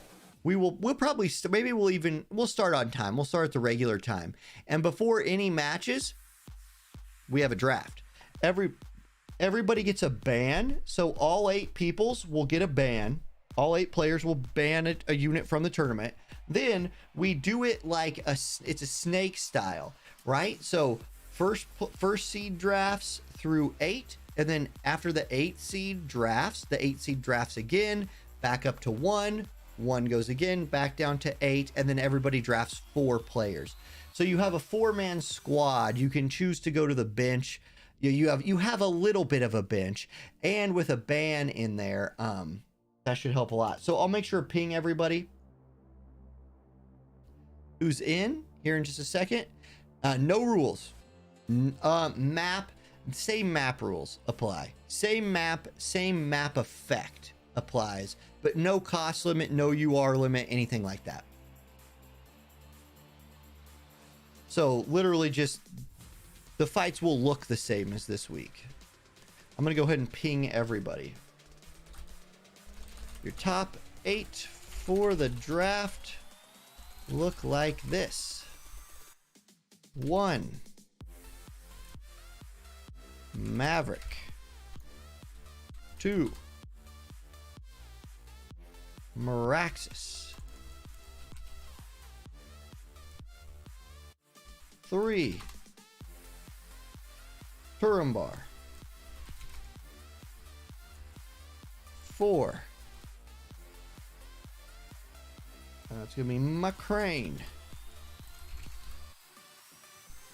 5 is going to be Zuvarius. 6 is going to be Sandrooster. 7 is going to be Brother. Yes, brother, you finally make the top 8. 8th, play-in game pre-draft between Numero 80, creator of our week-by-week spreadsheet, and Sushi.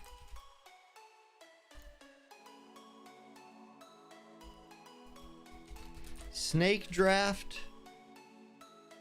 4 picks each, with a ban phase, with a single ban phase, pre-picks. No MR, no cost limit, no MR limit, nothing like that. You can use any units that you want.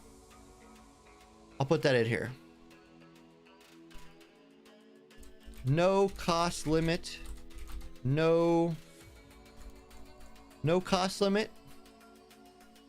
Map rule stays the same. No CT up/down. Map stays the same. Right, the only units you can't use are the banned ones or units somebody else picks. So you end up being very limited in your champion pool because you only have 4 and people will snipe.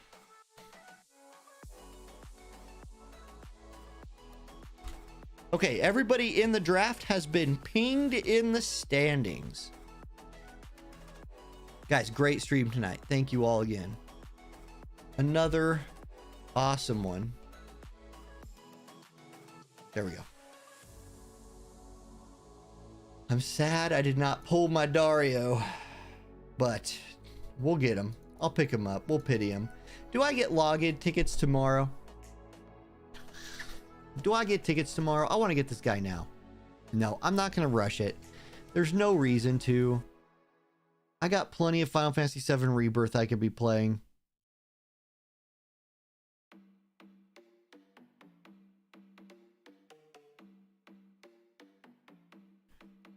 I need to background farm the new gear, though. This one. Gonna go ahead and set that up. Make sure my night is a fruitful one. Make a champ 2 or more. It's amazing how, like, often my units fail at that mission. All right. Hey, anybody have any more questions before we wrap this one up?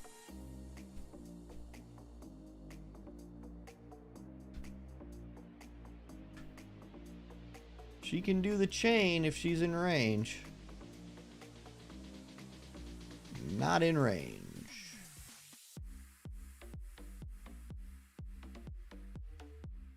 Just roll out, friends. Yeah, like these maps where you just are like, what? Sometimes I wonder why we have certain maps.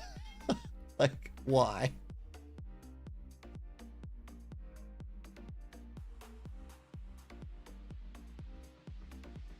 How to set arena defense. Isn't it just your arena offense? Man, if it's not, I've misunderstood that since the beginning of time. What the heck does this map even look like? There's my chain. Now, auto fight, friends.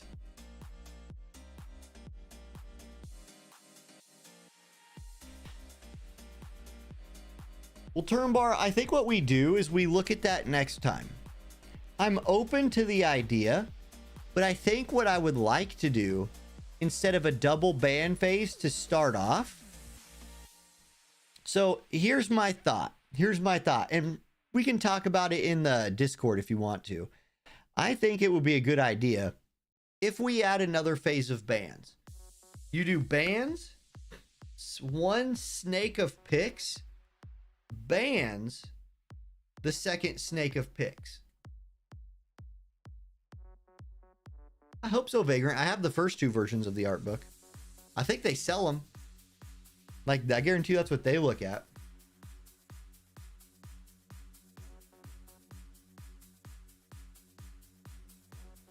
Ban all the 10 cost units.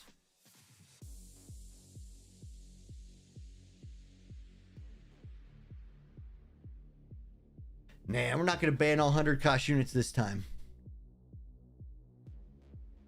Yeah, basically MOBA style.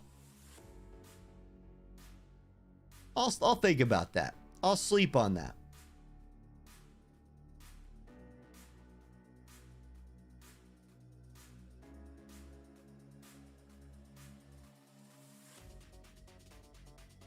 What, I need to win this like 5 times?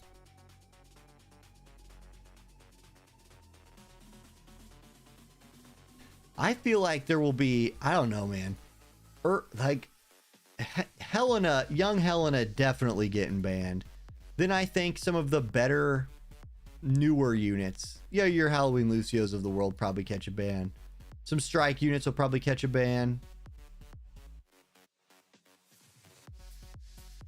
Yeah, wind element only, I wish. I'll just auto it and then background farm. I can't skip ticket this no matter what.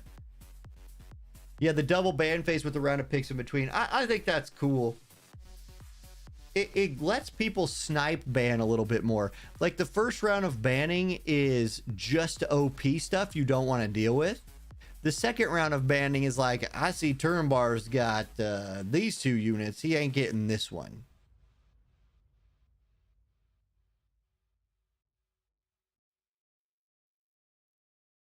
Well, he's not as OP against 100 cost units, but you still see him all the time. I mean, like Earth quasi evade in a draft format feels really strong to me.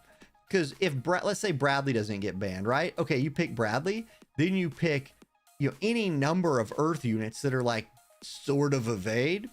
You could build a little team out of that. Now, people know what you're running, and so they could just build accuracy. But you do force them to do it. And then maybe you like, 5-head them, and instead of actually running the accuracy or the evade team, you run like full damage, full bruiser team or something like that. Ban Edward. Yeah, I don't think so. Edward might show up. I doubt he's banned. Yeah, I agree, Skiz. Yeah, I don't know that he's banned. Maybe you're right about that. Sure. He'll show up, though.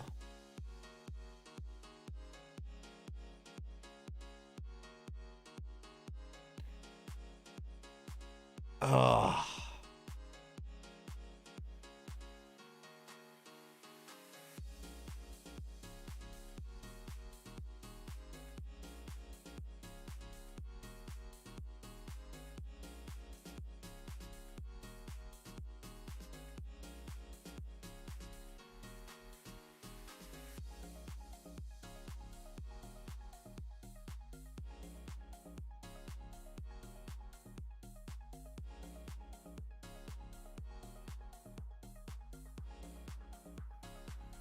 What? Oh, that's right. I don't have leveled Espers. I was like, how did somebody die? Oh, it's my alt account. No leveled Espers. Right. God, these are long ass fights. This is gonna suck to background farm.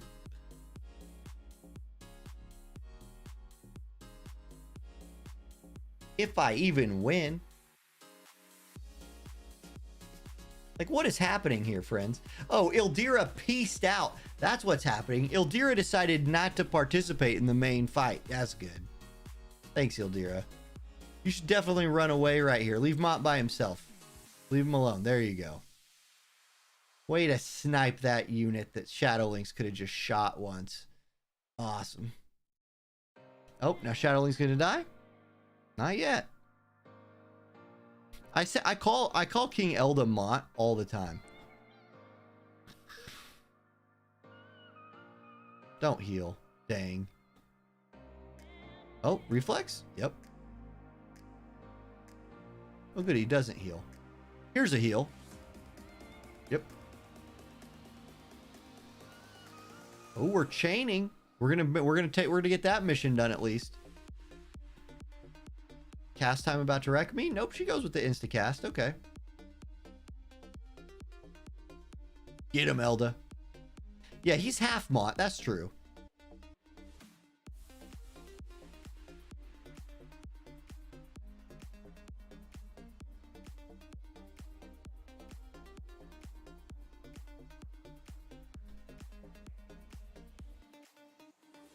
Don't let Dia's crystal pop. Dang it, it's gonna pop. I'm gonna have to put her bravery back up. That sucks. So close.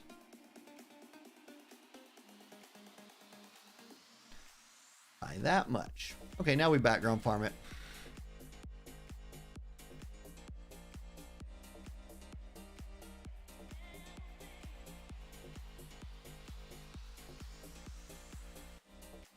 Not being able to run only wind units makes the build worse. Especially for a count that doesn't have anything. Oh well. 2 days of background farming this is not the worst thing in the world.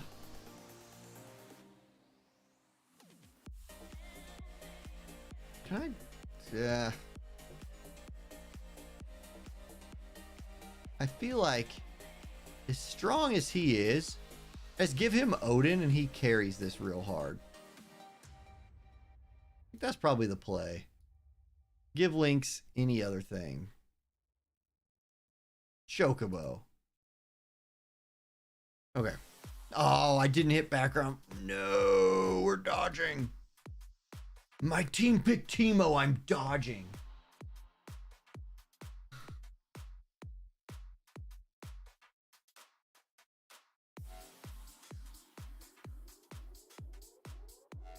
Ooh, do you know what we haven't done in forever? Is a Twitch raid. Do we still have people watching on... I don't even know if anybody's watching. But is anybody still watching on Twitch? Nabani looks like they're still here.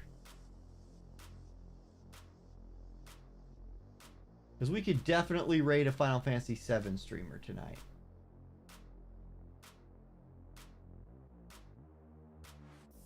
Okay, we do have people still watching over on Twitch. Good. Good. Very good. Okay, we got like 24 people still hanging out. Is there anybody worth raiding? Do we have any bros or friends of any kind? Dejin. Let's raid Dejin. Obviously.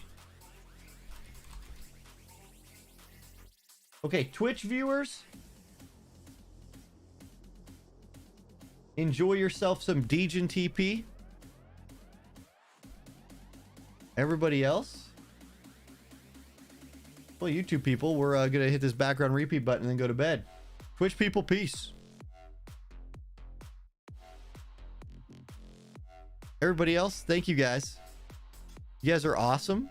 And I will see you again next time. Adios.